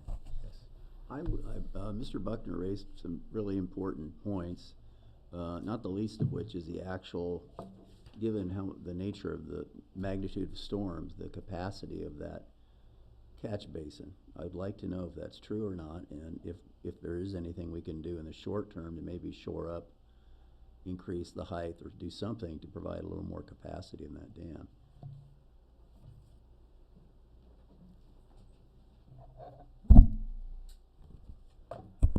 Councilmember, great question. Tomorrow morning, I'm going to call the county. I'm going to call the county. Keep in mind, this is a design, 1922. It's a 102-year-old design. Folks back then built stuff to last. It's a solid dam. But again, different population, different Sierra Madre back then. I'll contact the county tomorrow, talk to their engineers as far as, is there anything that we as a city, or as a whole, as perhaps a partnership with the county, to perhaps go around the bend behind the dam and see if there's any excavation, any way we could make more room, Right. to provide. Now, keep in mind, by making more room, for example, should we have another storm, you're now adding additional weight, additional volume, thus increasing the pressure on the existing design from 1923. So there may be they may be at limit right now in terms of the structure of the dam. Correct, sir. The other options would be probably a design of an overflow passage, which would be going into the side of the mountain, either side, left or right, and having an additional flow to kind of alleviate the pressure. I happened to have been up there that night at 10 o'clock when the dam was overflowing. And it's an overwhelming sight. I have a picture. It was just a bunch of debris. It was just a bunch of stuff back there that was just pounding that wall. And you could hear the pressure, the cracking. And it is something phenomenal. So I'll contact the county. I'll contact them tomorrow and see if there's any approach, because I know we're not the only city in the area that is asking that question, sir. Can you also look at the flow of water down our bridges and such as our citizens have talked about? I mean, originally not originally, but years ago, there was a pool actually in the middle of Mary's Market. And now there's been adjustments along the way. So if we could, I know they clean them very efficiently, but if we could look at the engineering too. Oh, definitely. In engineering, we have a saying, everything is possible. So, You can explain it with physics.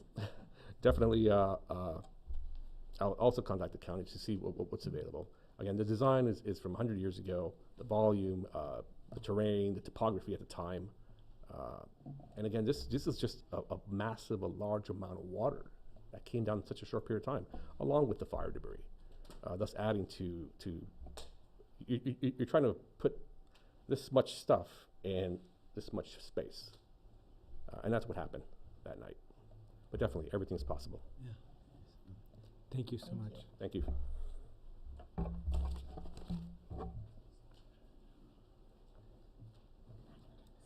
All right. One more public speak comment. Do you have another public comment? All right. Please, if you can Hi. state your name for the record. Okay, so my name is Ruby Christian Brome, and I live on Acacia. And we do live right next to the wash, and the water did come up into our yard, and it did come into our home. And what I'd like to bring your attention to is, we did call our homeowners insurance, and I am the president of a teachers union, so I know quite a bit about lobbying and quite a bit about legislation. So there was a Senate bill that was passed in 2018, and it's Senate Bill 917. And the Senate bill says that if you have water that comes into your home and it's a mud flow, and the reason that it came into your home was due to a fire as the proximate cause, then your homeowner's insurance should cover it. And we're covered with Liberty Mutual, and they denied our claim. So I'm looking for a way, because I'm sure I'm not the only one. I know that our neighbors on Camillo suffered from this that live behind us, because that wave that crashed into their home, and I know that they had at least 2 feet of mud in their house. I know that further down on Acacia, other individuals did. I know by the looks of just what's going on at Foothill that other people probably had that. So I'm looking for some relief here. I've been in contact with Assemblyperson Herbedian. I will also file a complaint with Ricardo Lara. I will also file a complaint up at the Capitol with, Bonta.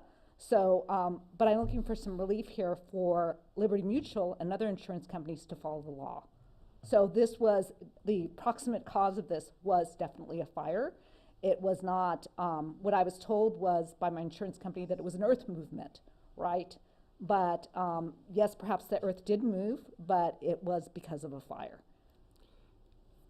Thank you very much. Can you make sure you fill out a card primarily for your contact information? We'll Sure. make sure that we get information. Thank you for contacting Assemblymember Herbedian's. I also encourage you to contact Senator Perez's office, and we'll also echo those comments. Okay, I'm happy Yes. to do that.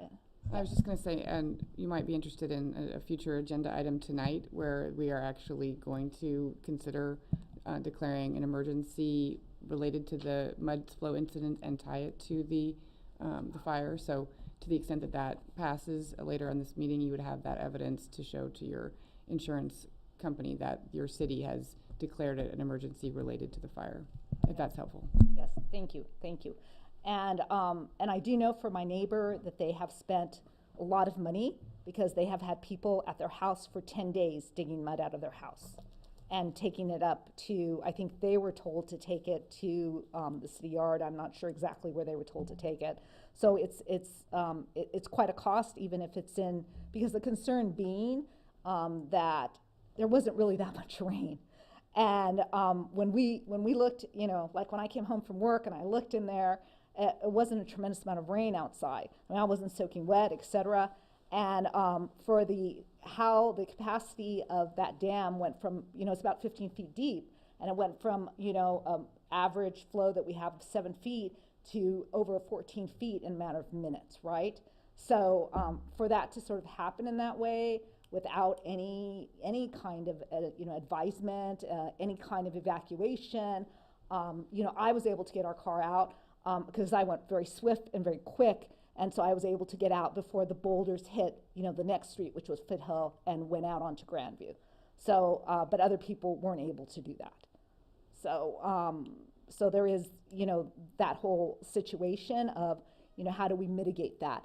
And perhaps, it's something like, even if we can't obviously go in and re-engineer because we don't have a lot of money, perhaps some kind of flashing or something could be put up so that, it wouldn't be pretty, but maybe just a temporary fix, so that if the water bounced up again, it would bounce back into, the wash, as opposed to come into our yards. So, because there weren't large boulders, it was mainly just a lot of mud and water.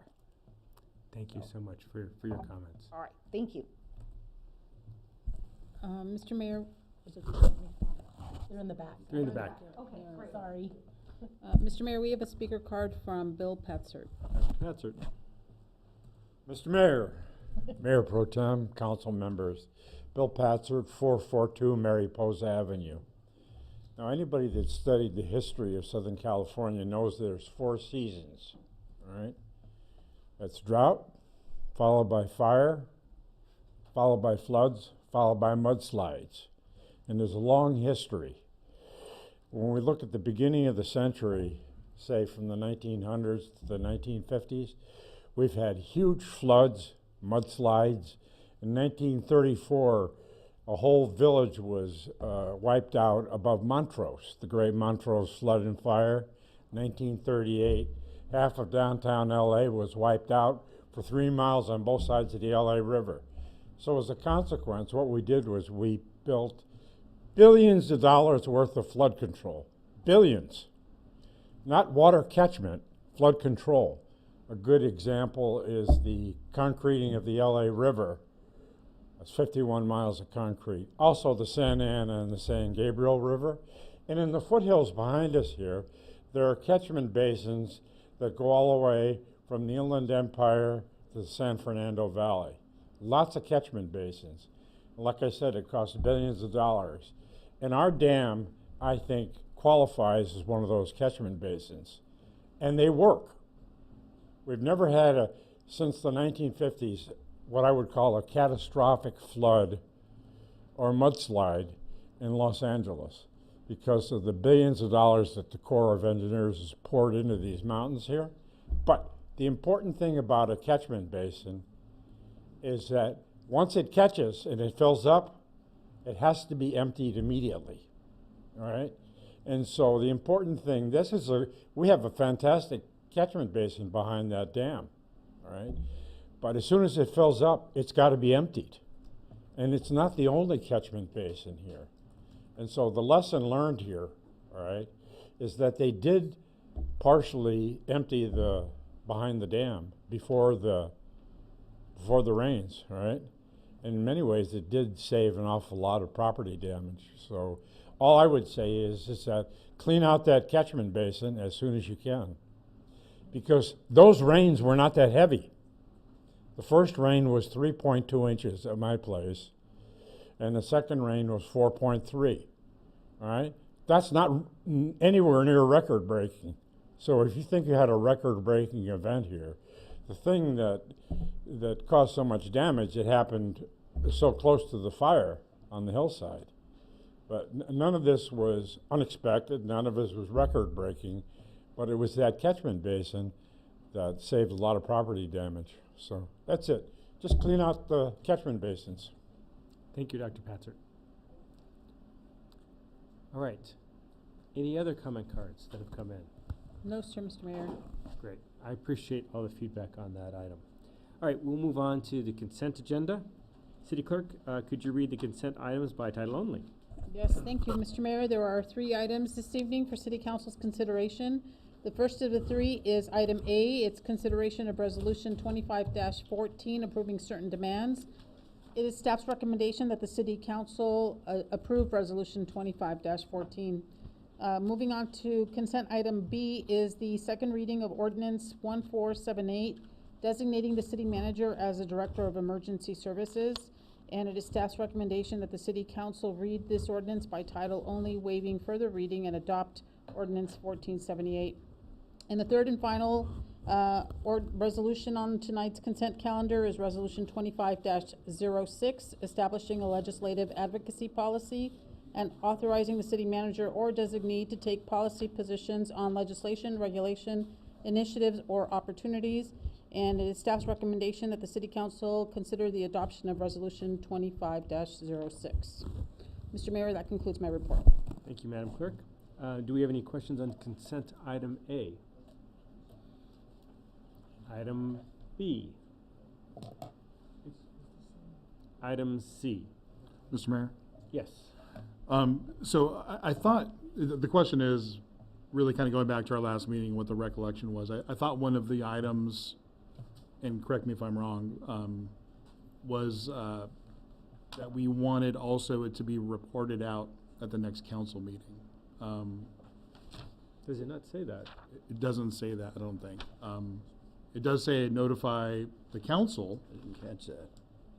But I didn't see that it would be, so my recollection, that was the consensus of the council. So my question is, was that the consensus of the council? That's what I recall. Yes. Yes. Okay.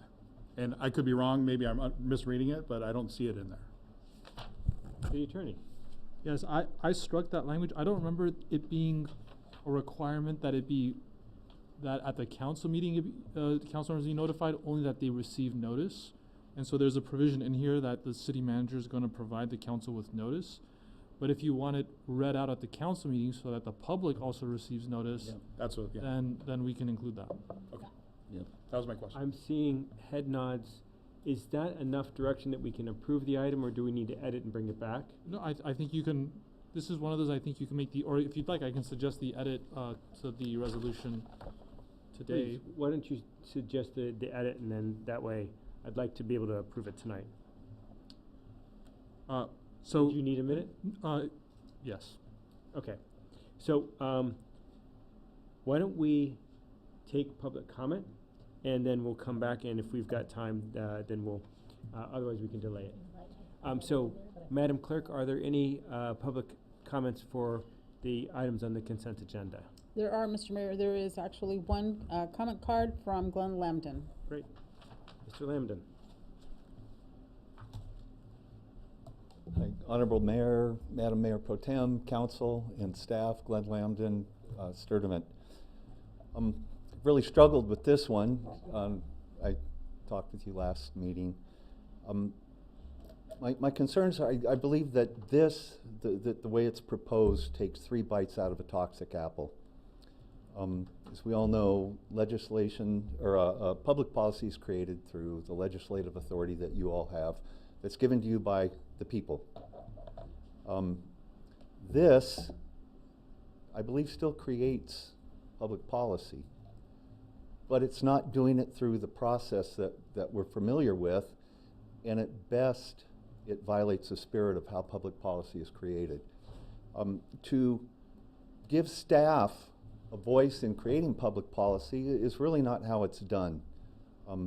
You 5 are the ones that we give you the authority to do it. We don't give it to staff. Staff's job is to implement what you create. That's the first bite that concerns me.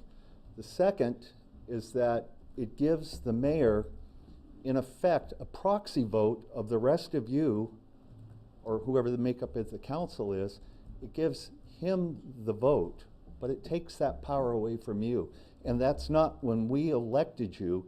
It was that you each have an equal weighted value to what your vote does. Now, traditionally, the mayor really doesn't have any more power. He gets to run the meeting, or she gets to run the meeting. Basically, it's kind of, you get some bragging rights. I'm the mayor. You get to run the meeting. And other than that, you're kind of the person in the middle. So when we have legislation being created, or public policy, or even taking action on an item outside of a meeting, we're giving it in a matter that really is in violation of the process. It's the second toxic bite. The third is one that really concerned me. If you approve this, what you're doing in effect is you're denying and taking away the right of the public to be involved in the process, to participate in the process that we do. We get our 3 minutes to say something. It might go on deaf ears, but you are taking away our right to be involved in this. That's concerning. That's a path I don't think we want to go down. If you're going to take that right, or if that right's going to be taken from us, my suggestion is take it to a vote of people and see if we now want to give up our right to be part of the process. But the way that this is written, I think, is problematic, and it kind of takes it down a path I don't think is healthy, and it only does it for convenience sake. We could always have an agendized meeting within 24 hours notice and put it on the agenda then. But to stray from what we really do as public policy creation for the matter of convenience, I just think it's a bad path to go down, and I appreciate it. Thank you. Thank you, Mr. Lambden. All right. First, let me turn it to City Attorney to see the proposed language. So, Council, I propose adding a new section 4,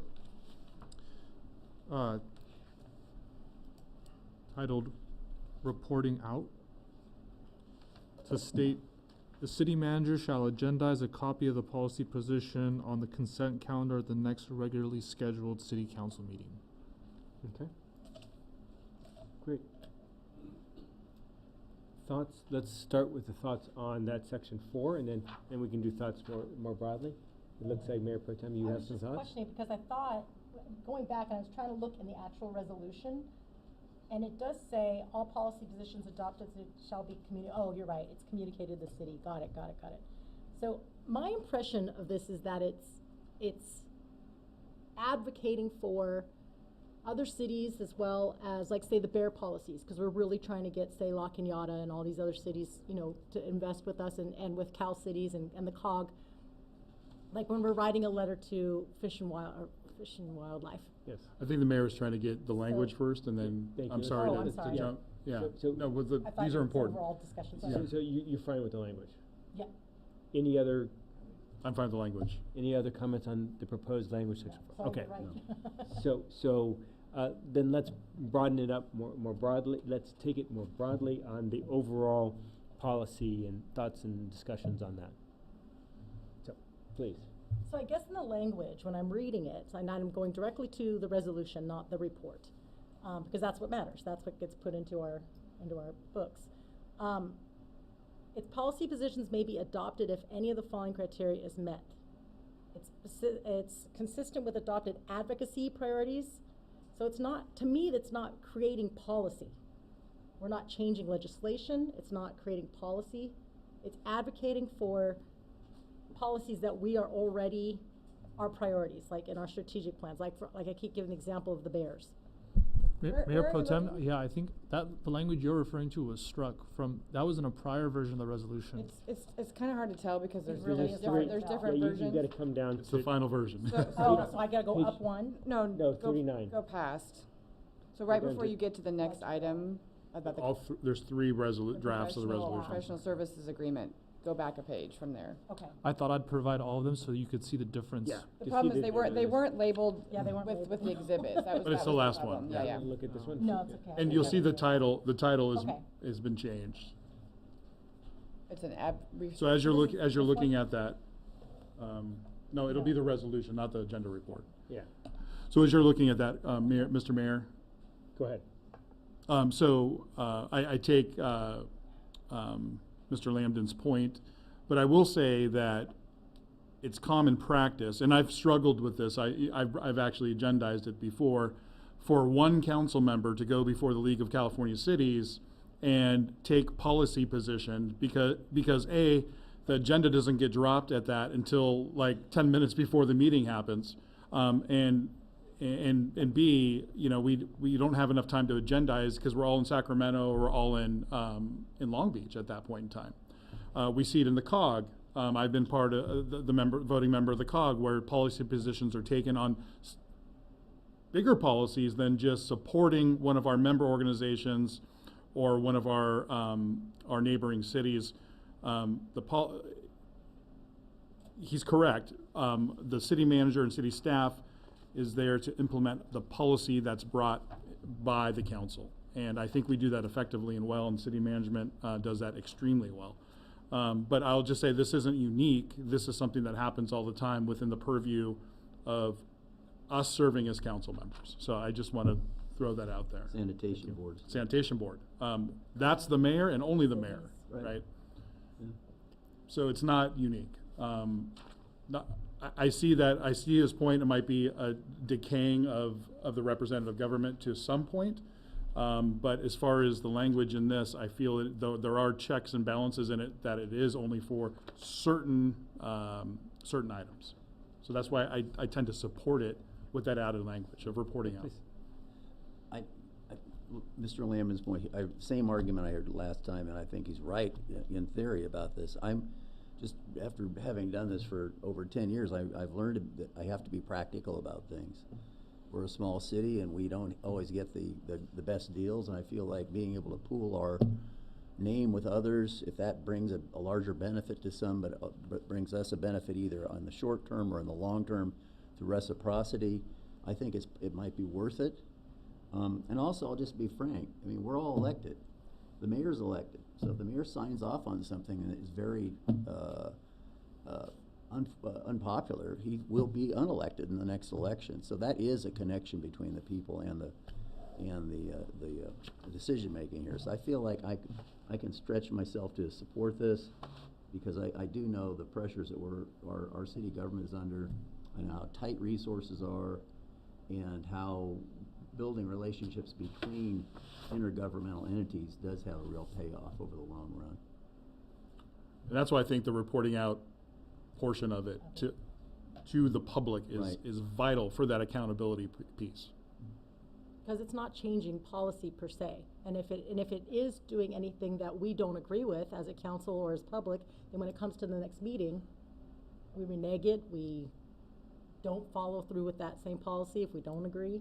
We're not writing resolutions or ordinances. This is a letter of support or non-support, right? And it is going through another legislative body. I think that is an important part for me, and Mr. Lamb, thank you for coming and continuing to bring this up. But in my feeling and where I get more comfortable about it is that this is going through another body that has another process for public review, comment, deliberations on that. And it is, to Councilmember Goss's point, it's a chance for us to weigh in places that we may not get to weigh in on a more regular basis. You know, and the example I keep coming back to is, we had an opportunity to support an active transportation measure for our city of Arcadia, and we couldn't move at the speed that we could support them. They've been an incredible partner for us. A partner in the fires, a partner in the mudslides, and here, transportation. Then in the marking of many of the streets for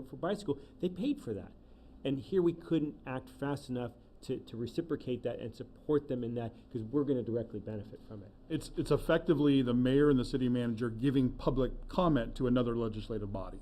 That's kind of how I see it. Not so much? I think I missed the last meeting, so I'm going to appreciate all of the work that's gone into this, and so it's actually going to undercut what I'm going to say. I have been reflecting recently about sort of the body of work that we've done while I've been on council, and I think sometimes, as a body, we direct our resources in ways that are not the most efficient, and because now we've already done all of the work and it made the effort, so it kind of undercuts what I'm saying. But you know, my initial reaction to this, you know, when it first came up, was this was something that to me was not a priority, and I understand that others may disagree, but I just feel like sometimes we spend a lot of time and a lot of effort and a lot of energy on things that are not necessarily core to, you know, our you know, what our function is. And I just felt like this from the beginning, that this was something that, like, yeah, it's nice to have because of the responsiveness and all those things, but honestly, if things were important enough, we could have an emergency meeting and we could do it. And so I just, on theory, this was not something I was super excited about. Now, we've now spent all this time and energy and effort on it, so, you know, I appreciate that, and I don't want that to go to waste, but I have been thinking about, you know, how we can, as a body, you know, be more efficient and more effective with our meeting times, but also what we choose to focus our legislative and decision making on. So anyway, with that soapbox, you know, I'm happy, especially since I missed the last meeting, to support what the majority supports here. I don't feel like I need to be a lone dissenter, but I did have concerns, both in line with the public comment and the comments here, but also, just as I said from the get-go, that I just felt like this was not something that deserved this level of attention. You know what I think is a little bit different too when you look at the big cities, is they have a designated person for that job. They have designated legislation, or like, they don't call them lobbyists because it's not a lobbyist, but it's the person who's dedicated to legislative practices for their whole city, where they connect with council for what they want seen, they present things to council. We have, you know, our city attorney who does a great job at presenting things that will affect us. But we don't have someone who goes out and talks to the other cities individually and says, hey, what do you guys have coming up? This is coming up. We're going to really need your support. Okay, thank you. We'll bring it to council. We don't have that luxury in our small towns around here. So this does at least free up that ability to say, hey, there's a new ability for us to join CAL FIRE and try to come up with a new resolution on how we're going to change fire hardening in our zones. And we need support at least to bring it to cabinet, or bring it to assembly, or bring it to whatever entity it needs to be. That initial step gets taken to that public forum, that following your Brown Act public group, and then we get to present it on what that is, and then we can really dive into it. So I think it's just that initial, you know, support, not changing what we're doing. And I'm not trying to minimize what's going on here, but as we brought up in the last meeting, there's a book of resolutions. This is a resolution, not an ordinance. And if these resolutions aren't being utilized as a pattern in practice, they kind of die, right? Somebody could dig up the old resolution and say, hey, we have the ability to do this. But maybe there's a couple things. If we're not happy with the way this resolution is being put in practice, we can undo the resolution, or it could die, and effectively, if it comes back, future councils could make it die as well. Again, I'm not trying to minimize a resolution, because it is legislation and it is policy, but I take your point, Councilmember Creeves, is we have a lot of other issues that we should be focused on. But if we get some reciprocity from other neighboring cities and organizations for our little voice for big issues for our residents, I think it could be a tool that's useful. So I want to note where this is a consent agenda item. We've had, we probably should have pulled this for discussion. I think what I'd like to try to do is move us forward to try to approve the consent agenda. I think we've got general direction on it. I think I've got a kind of good feeling for everyone. So if it's if I'm missing the general feeling of the council, please speak up. But we've had public comment, we've had discussion. I'm going to entertain a motion to approve the consent agenda. So moved. Do I have a second? Second. All right. Do we need further discussion? All right. All in favor? Aye. Any opposed? All right. Then we'll move on to the next item on the agenda. And this is a discussion item, and we'll turn it over to City Attorney Garagosian. Thank you, Mayor. This discussion, I'm sorry. Sorry, just a quick point of order. Where did we put the pulled consent? Did we put it at the end of the discussion? I was going to put it at the end. That's fine, I just wanted to Yeah, make sure. thank you for checking. We didn't make that clear, but yeah, I was going to put it at the end. Perfect, thank you. so that means we're discussing item 1, consideration of resolution proclaiming continuation. Yes. Great. Mayor, the City Council met at their last meeting on February 13th, and they were briefed by staff that we were expecting a significant debris flow caused by the 2025 mid-February winter storm, as it's being called. I'm sorry, met on February 11th, and was briefed by city staff. On February 13th, the winter storm that we were expecting with the debris flow materialized. Following that debris flow, we were contacted by Cal OES and Los Angeles County OEM, Office of Emergency Management, and they informed us that they would like the City Council to adopt a separate emergency declaration for the debris flow. So on your agenda today, in your agenda packet, are 2 separate resolutions. One is going to be continuing the Eden Fire Emergency Declaration, and the second one is going to be declaring a new emergency caused by the debris flow caused by the Eden Fire. And that's just a procedural step that the county asked us and the state asked us to take, and I assume it's for purposes of cost tracking. Great. Anything else in your presentation? Nothing more, sir. All right. Opening up for questions. Let me start on this side. Any questions over here on either of those items? So Yes. just going back to the exchange we had with the public comment earlier, the fact that we are creating a separate emergency declaration with respect to the storm event doesn't undercut the obvious causation argument that, you know, the effects of the rainstorm and the mud flows were clearly a continuation of the fire damage, and that the fire damage and debris, you know, changed the way that the debris flow came from the rainstorm. That there's no having those 2 separate doesn't undercut that causation. It shouldn't, because the recitals reflect the fact that the Eaton Fire did cause the debris flow. So the causation argument is laid out in the recitals of the resolution regarding the debris flow, the winter storm. And there's no, and to your point, you said that you think that the reason for having 2 separate ones is to have separate cost tracking for recovery? We were asked to have separate, to adopt separate declarations by Los Angeles County OEM and Cal OES, so we're simply following their directive. And I believe it is for cost accounting purposes. If you'd like, Assistant City Manager can speak more to that point because he's been in direct contact with them. No, it's fine. Like I said, I just want to make sure that we're not creating problems for our residents by having, in the exchange we had before, having the insurance company come back and say, see, there's even a separate emergency declaration for a different event, and so I appreciate that we're tying it together from a drafting standpoint. I just want to make sure that we feel like we're still comfortable, that this would allow our residents to have whatever they need to be armed with respect to their insurance claims. We're getting some feedback. We're getting some feedback here. I'm not quite sure where it's coming.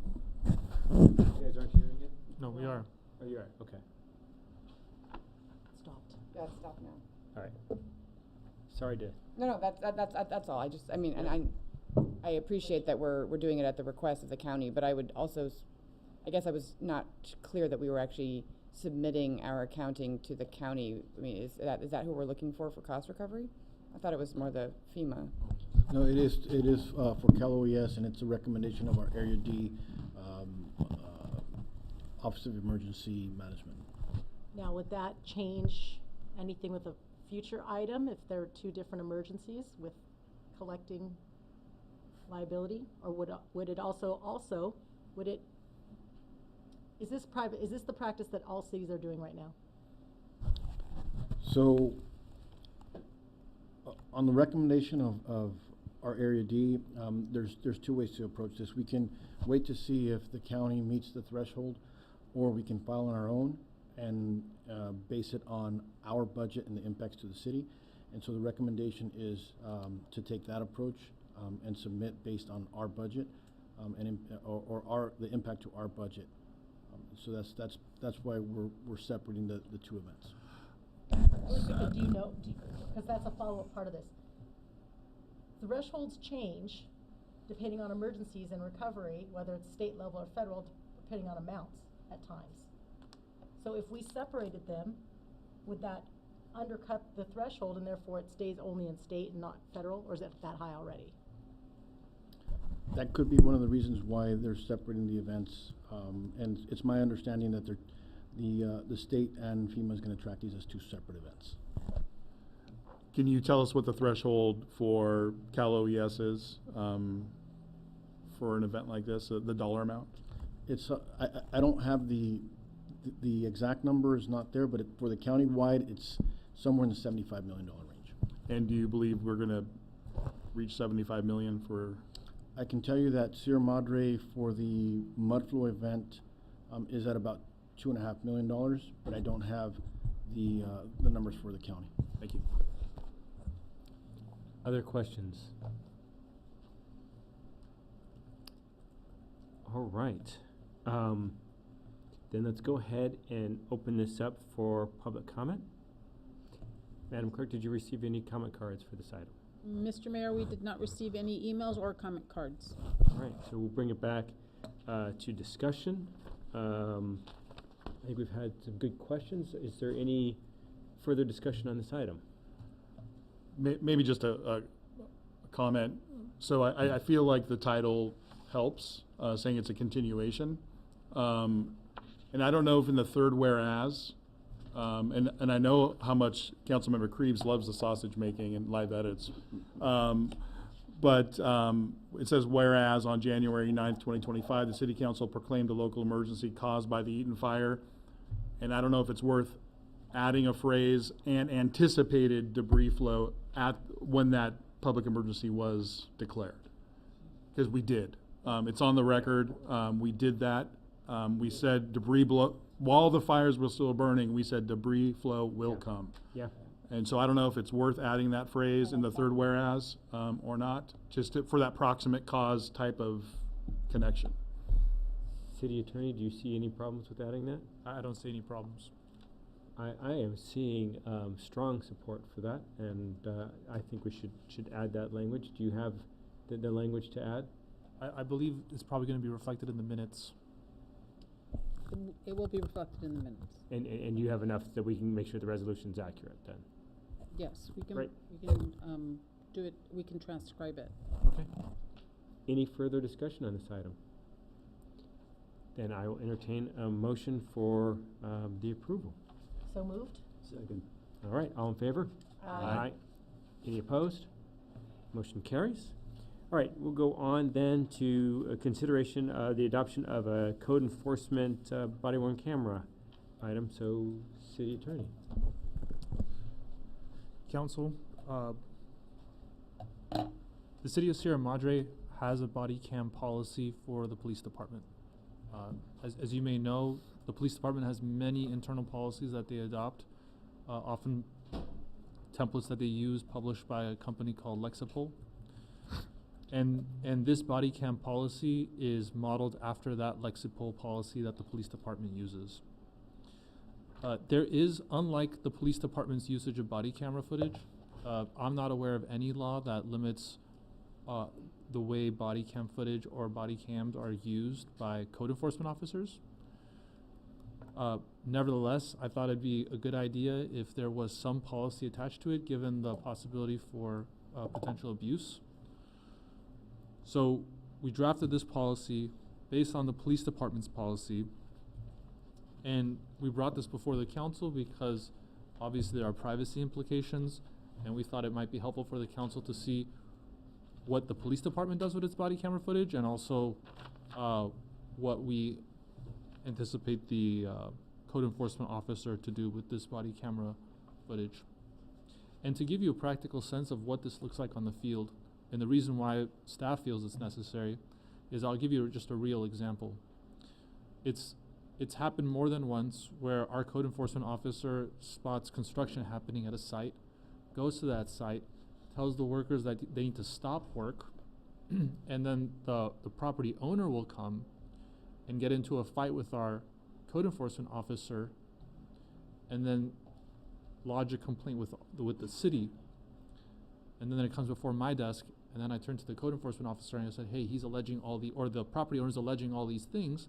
Are they true? And the code enforcement officer says, no, they're not. And there's no way of knowing what actually transpired because there's no body camera footage. There's a he said, she said situation. And it makes prosecuting these types of code enforcement cases a lot more difficult. So the first benefit of this code enforcement, of this policy would be safety for our code enforcement officer out in the field, because you'd be surprised how many times our code enforcement officer is verbally abused.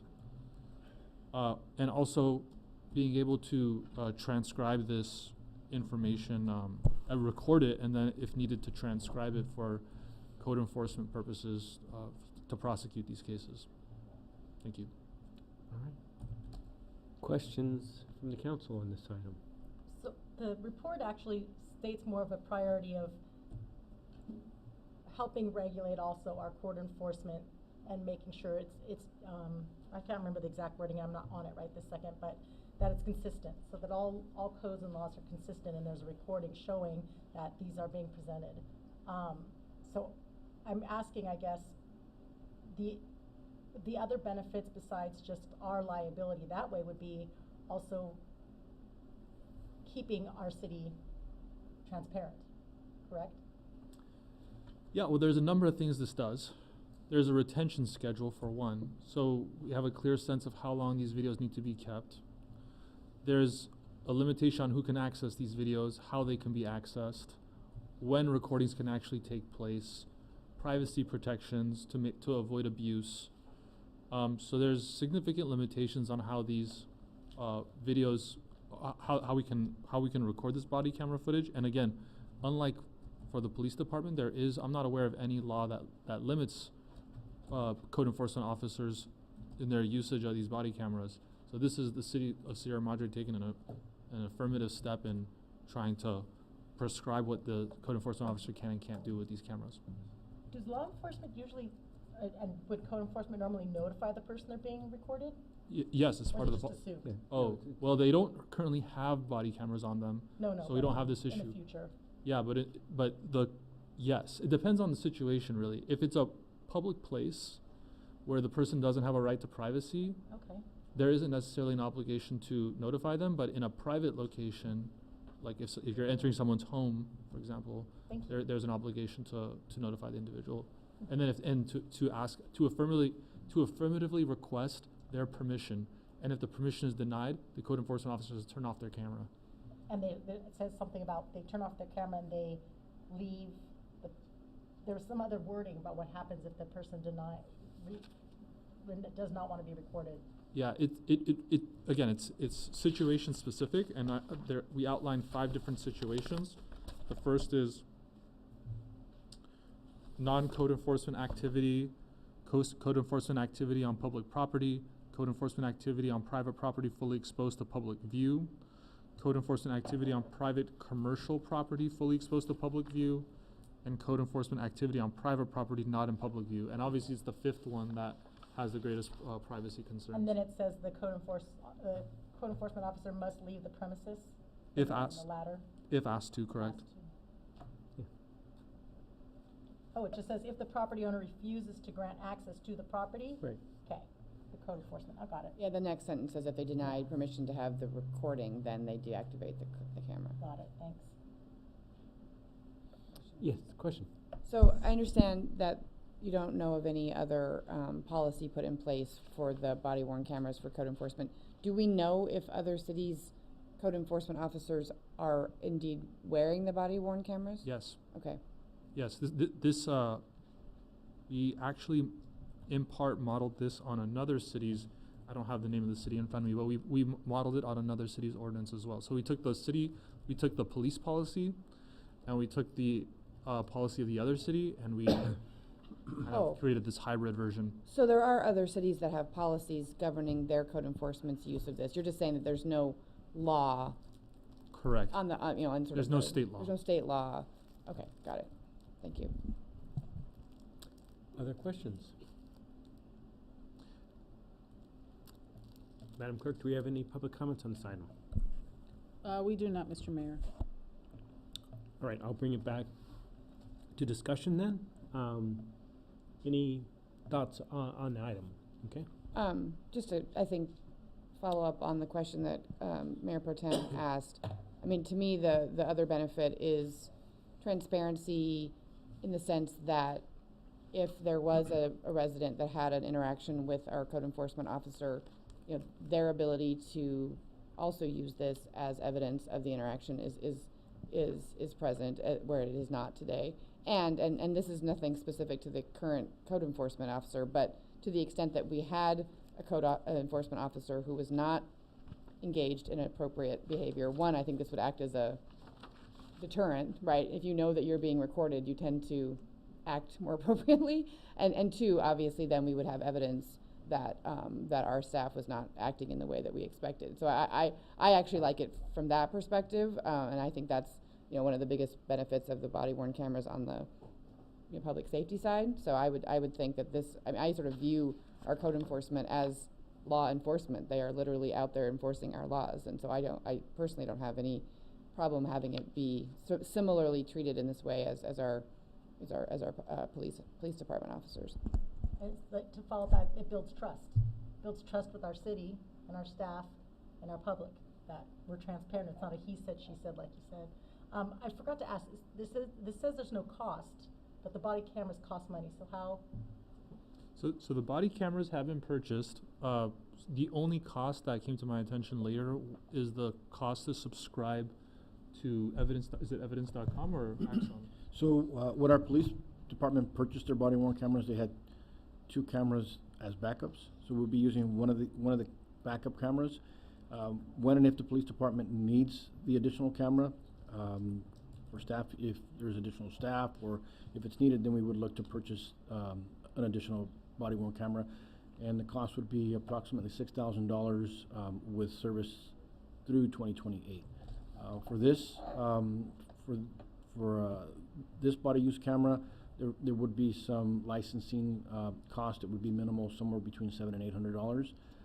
And those, I believe it's through 2028 as well. But Chief Barrientos can maybe explain how that process works. And that could be absorbed through contingency or operational savings. To piggyback a little bit, I think the body-worn cameras, it's an extra layer of, like you said, accountability, transparency, which builds on public trust. So I think it's a great benefit for our code enforcement. So basically, our Axon cameras, we have two. We have off-duty LAPD officers that work on a part-time basis. We also have our code enforcement, or our parking enforcement officer that works at times working parking enforcement and our community services. That said, we have her wear the Axon body worn camera for the same reasons. So Axon, we have 2 extra cameras that we use with multiple people, which is much easier to control from our side. So every time they log or they use a camera, we have to log it to a domain, which is a lot of work. So the $850, it's yearly, but basically it would be his own camera, his own domain, and the way it works is every day that he completes a shift, he will have to go in there and tag every single video. So the audits would be conducted by us because we would only, the PD would only have access to Axon, which is evidence.com.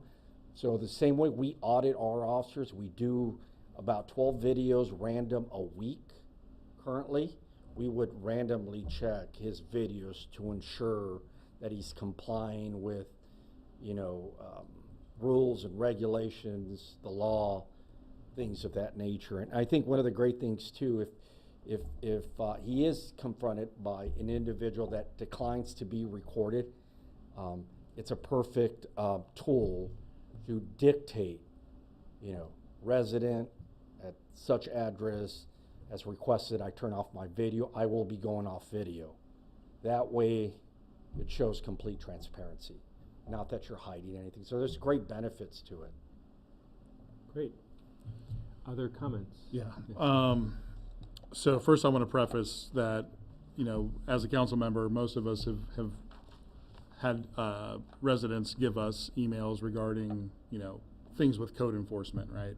We deal with that, city staff deals with that, and I see it's an issue, and I appreciate every avenue we can have for transparency and safety and all the reasons, and you made some great points as to why this is good, but I'm still struggling with this personally.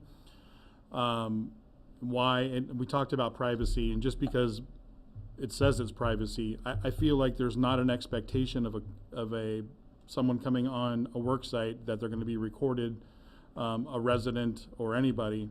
So scenario 5 is perfect, but I would prefer scenarios 1 through 4 having some type of opt-in for somebody, because there's not an expectation that a officer doing code enforcement would have a body camera, would be recording.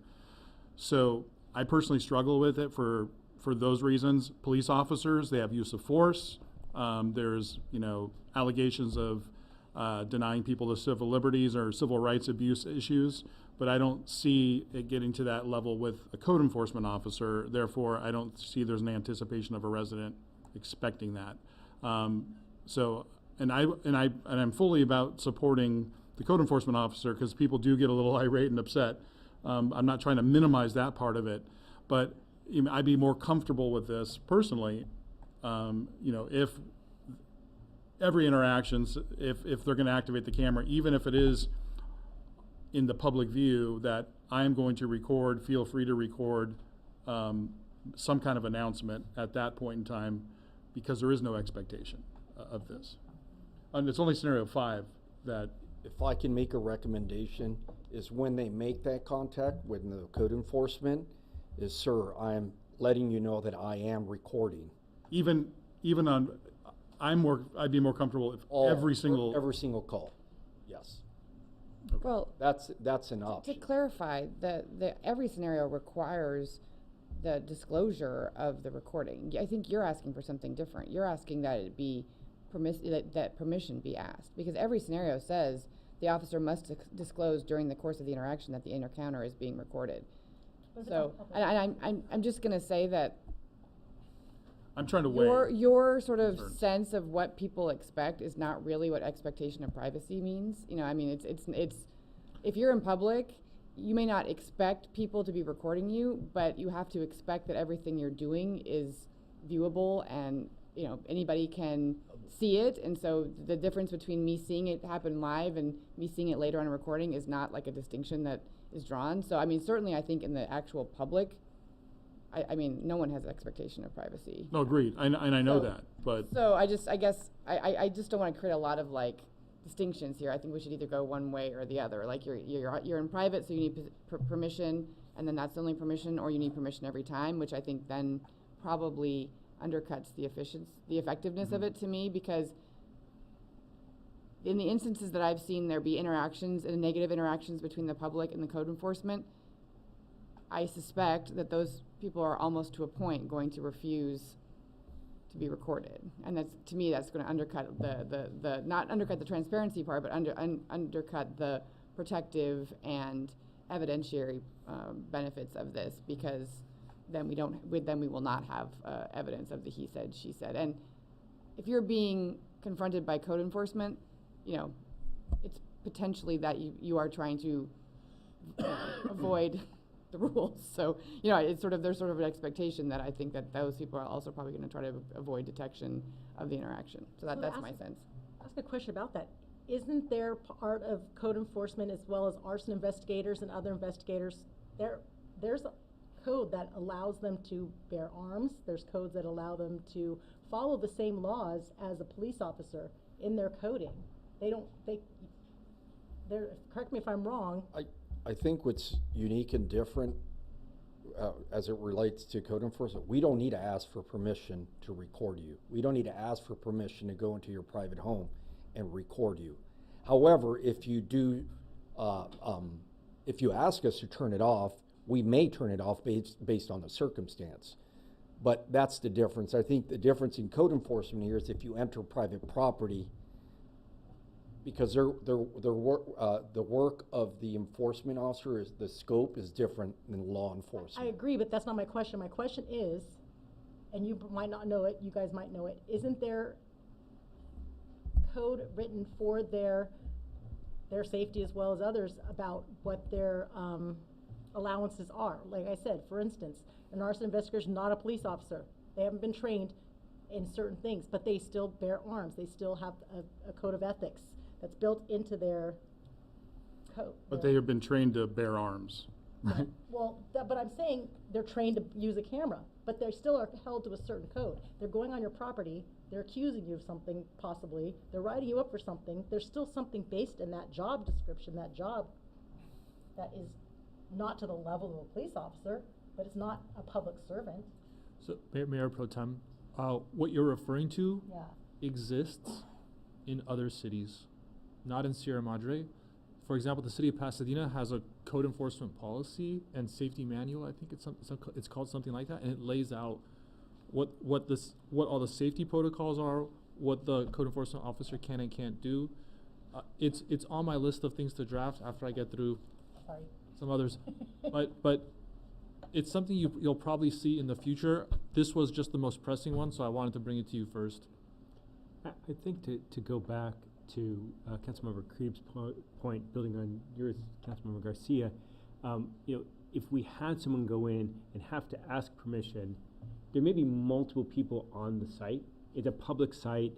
There isn't an expectation of it. And if you have to go and ask every single person, I think that there ends up becoming a real challenge there in being able to effectively do your job, and like having to, someone else comes into it, the homeowner shows up, and now you have to ask again. I think going into the private home, completely support it. I'm comfortable with this angle of you know, the expect of public property or in plain view type of language that allows to be recorded, allows the recording. Yeah, I just wish there was public comment on this, because maybe I'm on an island here with my thoughts, but I want to know what your notification that the camera is on is not enough. You're looking for permission in all, or in what specific? I'm just envisioning scenarios where people aren't assuming they're breaking laws. Let's say a homeowner's in the house and code enforcement comes out, and you know, I roll out of bed in my undershirt, in my shorts, whatever, and I come out and I'm a little hysterical. Probably not my best. I'm making a scenario. hypothetical. Probably not my best moment. I probably shouldn't do that and treat people with that type of manner, but it's kind of expected within the job. But, and now that becomes part of the public record. And yeah, I acted badly. It shouldn't have happened. But my fear You're is. talking about on private property. Yeah, well, I come outside the house, like, what's going on, you know, and. No one's putting that on Facebook. I mean, it's gonna be in the public record in the sense that if there's actually a problem Get it. between. No, If you sue them, therefore, that's when it's gonna come out. They're not gonna I can, publish yeah, it. if we can be for one, or I can be convinced, I mean, Things public view on private property, but not public view in public property, right? And you're You're still talking notified. about things in public view, like in the front of your front yard on private property. Yes. I'm with you on that. I don't wanna, but I think That's what- anything in the public. Oh, no, We're like talking if, about scenario 3, code enforcement activity on private property fully exposed to public view. That's the scenario you're talking Yeah. about? and 4, right? Yeah. Private commercial property? Oh, no. I think that people have a right to privacy. I mean, if they look or act less than what they'd like to, and maybe they're not their best moment. But you're in public view, you're not in behind your house. So behind your house, you need to seek, if you're in private view where no one else can see you in the public, it's no different than if I drive by and witness it. I understand all that, but this is the So- government recording you. Right, that's right. Which can happen on street signs I in know, many cities no, and all these other yeah, things. I know, but it's something in my core that. I think this So is. to bridge this, if we put scenario 3 in the same category as scenario 5, that would make you comfortable? When they have to have permission or they leave. Yeah, and then it's documented, you know, look, I tried, they said I can't record, I left, you know, it doesn't look good. They don't have to leave, by the way. They just No, they can't gotta record. leave. I mean, They they, can't they, record. if you say you can't record and I'm asking you to leave, then they have to leave. Yeah. But if you just say I don't want to record, they don't have to leave. They might leave because maybe they don't want to engage without the benefit of the, especially if they think it's going to be, you know, contentious. But they don't have to leave. They can continue talking to you without the recording. So, you know, I can be on board with that sort of splitting the, I don't say splitting the baby, but you know, sort of compromising to put category 3 in the same treatment as category 5, and then leaving the rest up to be just notice without permission. Yeah, and there's a balance here, because obviously I want our staff to feel fully supported, and all, you know, and public safety to be fully supported, but I also. Well, I think the other point too is there's a degree of subjectivity to number 3 anyway. It's like, is this in full public view? Is it not? I think there's some boundaries around, like, is it private residential property? Is it not? Like, that's a more objective, probably maybe even easier for our code enforcement to say, okay, I'm stepping onto private residential property. I don't need to figure out whether or not this is in public view or not. You know, is it behind a half a fence? You know, like, there's some subjectivity, so I could see where allowing a little bit more objectivity might be even beneficial for our staff as well. Council, may I suggest, because this is what usually happens, the code enforcement officer will go to the sidewalk and will see what he can see from the sidewalk. So perhaps, to further bridge the gap, perhaps he can record from the sidewalk, but as soon as he enters onto the public property for whatever, enters onto the private property for whatever purpose, at that point he can ask for permission, because any member of the public can record from the sidewalk. Are we gonna get into a conversation about parkways that I thankfully missed? You lucky dog.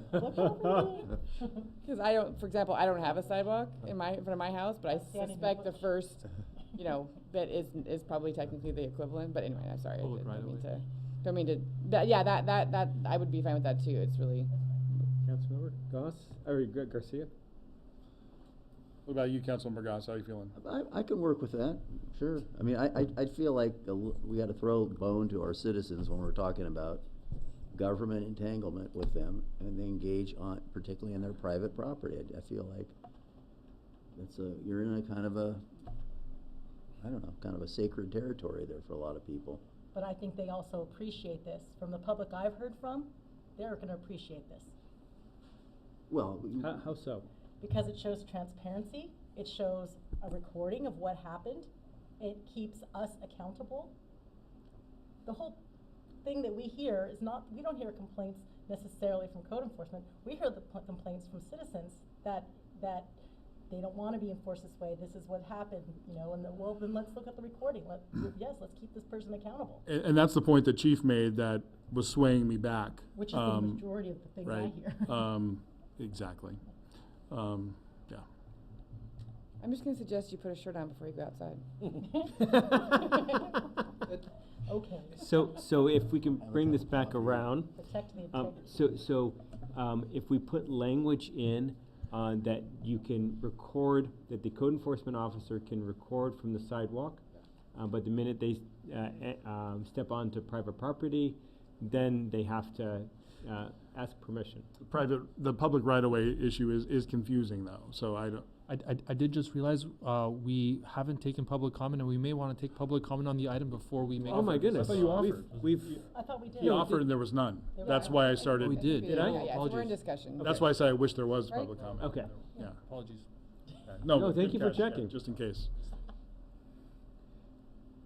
I'm not excited about the sidewalk because of the parkway issue, honestly, all joking aside. So I would just, if we're gonna do this, I would just, again, to me, objectivity is important, so I would just say, if you're on private property, private residential property, then you ask permission, and then that's just sort of a clear line. If that's the way we're gonna go, I'm actually fine with it as it's written, but I'm trying to bridge gaps. So you mean Mr. to Garcia, add are to we three? fine with Yeah. private residential property, and then? And so this is just, it's not a resolution, it's just policy that we're allowing this to happen. Yes. Is that? Well, this is the basis under which this would And go forward. if we find where this is not working out, since it's not, yeah, okay, yeah, I'm okay. Hold on, what if we have a report back in 60 days or in 90 days to hear how, we get the code enforcement officer, we get a report on it, they get a staff report on what the interactions have been and what the, what the experience has been. Yeah, I mean, that makes it like a trial period type thing. Yeah. I like that idea. Under which scenario, as written or with the? As written, I mean, we can see how it works. Make it 90 days as written. And I'm not trying to add more work for the officer, because it sounds like the cataloging takes a while too, which is expensive for our city.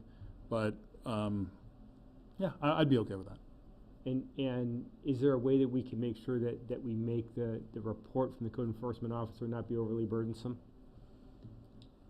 I believe we can. Okay, 90 days. great. So then, I'll look for a motion on this item, if there's no other discussion. Move to approve the code enforcement officer body worn camera policy. Second. All right, all in favor? Aye. Okay. We are on to our final discussion item, and we'll have to ask Councilmember Creeps to excuse herself for this item. I'm not gonna vote. I think I'm just gonna abstain from the Do we vote. have to, I Yeah, think, Councilmember Krebs will have to disclose her conflict, and then we'll have to recuse herself and step outside of Okay, chambers. that's fine. Yeah, so I just pulled it off consent so that I could vote in the affirmative and participate in the consent discussion, because I am recusing myself from the decision around litigation, not because I think there's an actual legal conflict, but my firm does represent Edison, not to my knowledge in this specific instance, but in general. So I just think it's prudent from all sides to avoid being part of that decision making. Do I come back or? Yeah, Staff will get you, yes. we have future agenda items as the last item. All right.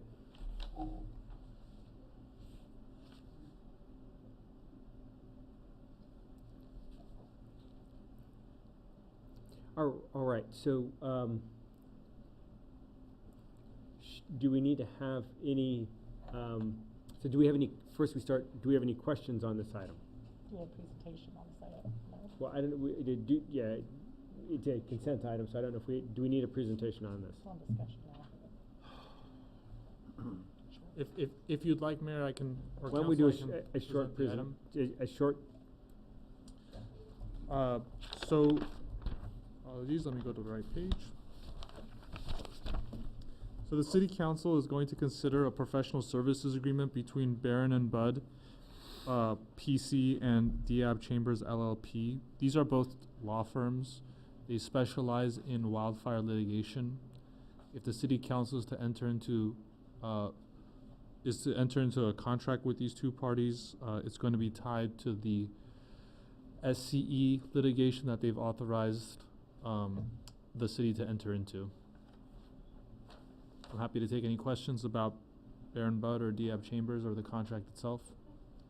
Questions from council? Is Barron and Bud a known and reputable company that's familiar with this type of litigation? Yes, they've represented over 100 public agency clients in wildfire-related litigation. And they'd be working on a contingency fee basis. They wouldn't be charging the city, they won't charge the city any attorney's fees unless they collect a recovery, and their percentage of the recovery is going to be 15%. Is that amount typical for these types of contracts? It's below the average, which is 18%. Okay. Other questions from council members? Since we've made this a discussion item, are there any comment cards? There are none, Mr. Mayor. All right, I'll bring it back for discussion. Any further discussion on the item? If not, I will entertain a motion to approve. So moved. And all in favor? Aye. Aye. All right. We can let Councilmember Krebs back in.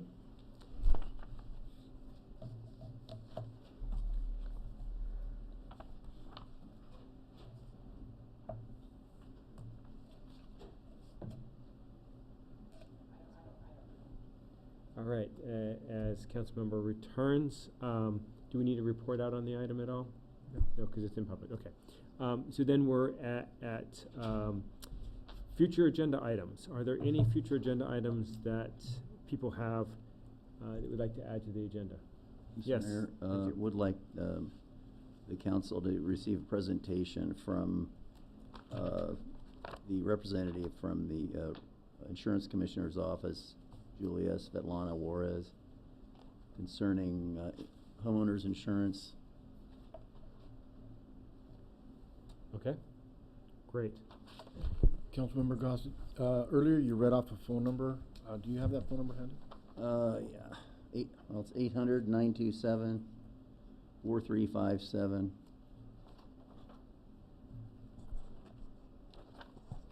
I think she's been here before. I mean, we've had a presentation from a representative from I don't know if it Commissioner was her or Lara's not, office. but she's been to COG Yeah. before. So, I mean, but Commissioner Lara sent people to give a presentation maybe 2 years ago, I think.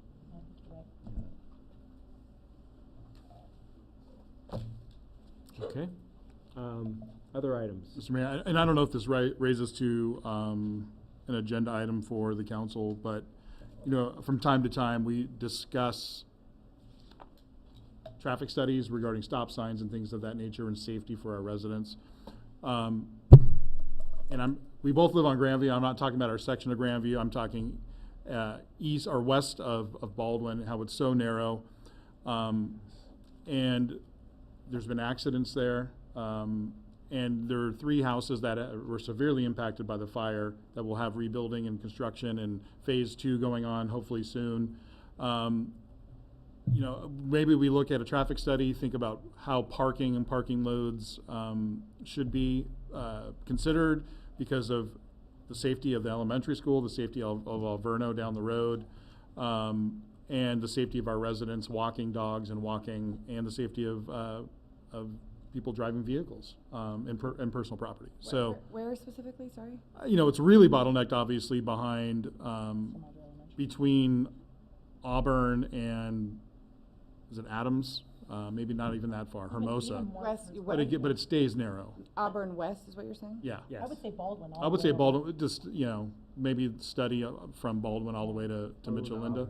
Because that's where you have to stop and let someone drive by, and then you can go. Yeah, because of the parking on both sides of the streets. Yeah, and I've heard anecdotally that there's been a lot of parked cars that have been hit there. And we're gonna see a lot, you know, obviously it's only a short period of time, but we're gonna see a lot of construction going on, that's between Hermosa and Auburn, due to those 3 structures that were lost there. And that's one of the thoroughfares that goes all the way through town, one of the only. We have 3 of them.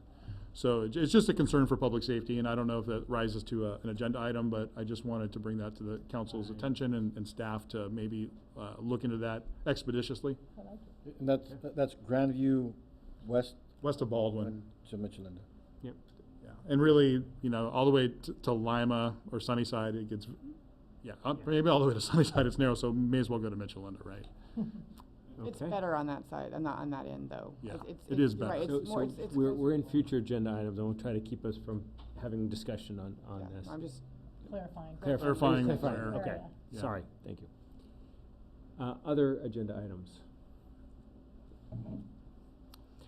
I'd like to ask for a presentation from the Clean Power Alliance, their energy team. There's an electrification team that's available to residents. It'd be great to hear what that is and what that's available to residents. So if we could reach out to Clean Power Alliance and have the energy team or someone from them to give us a presentation on the energy team, I'd like to see that. oh, that reminded me. Yes. From earlier, who's the representative to the senior commission? It just occurred to me that it seemed from public comment and from anecdotal evidence that the segment of the population that's having the most difficulty with the emergency communication systems is our senior community. Wondering if it would make sense to agendize for the senior commission a discussion about how to better penetrate that market, with the Nixle registration and the apps and things like that, and strategies to get that information out. I was going to say maybe have a presentation at the commission, but that commission meetings are not particularly well attended. But they put out so much programming that it seems like, if you come for lunch, here, take this flyer, put this on your phone. Like, have somebody there helping to put them on the phone while they're getting lunch. I know we're not in discussion, but both our chiefs have done lunch talks. So I think it's a good idea. But I mean, I think the suggestions should come from the senior commissioners, because they'll have a better sense of what would resonate. And just while we're kind of talking about this, because it's public record, I have, when I come and I give my updates, I have talked about that, Nixle and Genesis and Smart 911, all those things with the commission. But again, they're not very well attended meetings. Yeah, I just feel like maybe the commission could brainstorm on ways to get the message out to that segment of the population. And given how much programming they do, they touch a lot of people. They have a senior moments newsletter so that's a good. Communication by the commission on emergency. Can you add to that too about the emergencies? What just reminded me, from what I'm hearing from the other areas as well, is that part of their planning is now including identifying seniors and helping them to evacuate, because they did find out that the lives lost in Altadena, the majority of them are elderly, and they couldn't get out, and no one came to help them.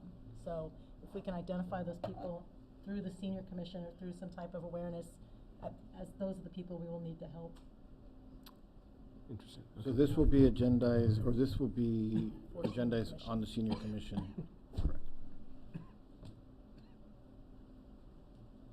All right, any other items? Move to adjourn? Second. All right, all Practice for that. so then we're going to adjourn to a closed session. Or to vote first? Okay, All we in do, favor? so hold on.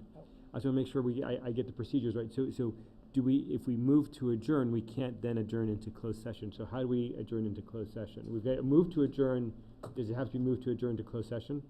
So you're going to move to adjourn the regular meeting, Okay, and you're going to adjourn into closed session, okay, which is at a special meeting.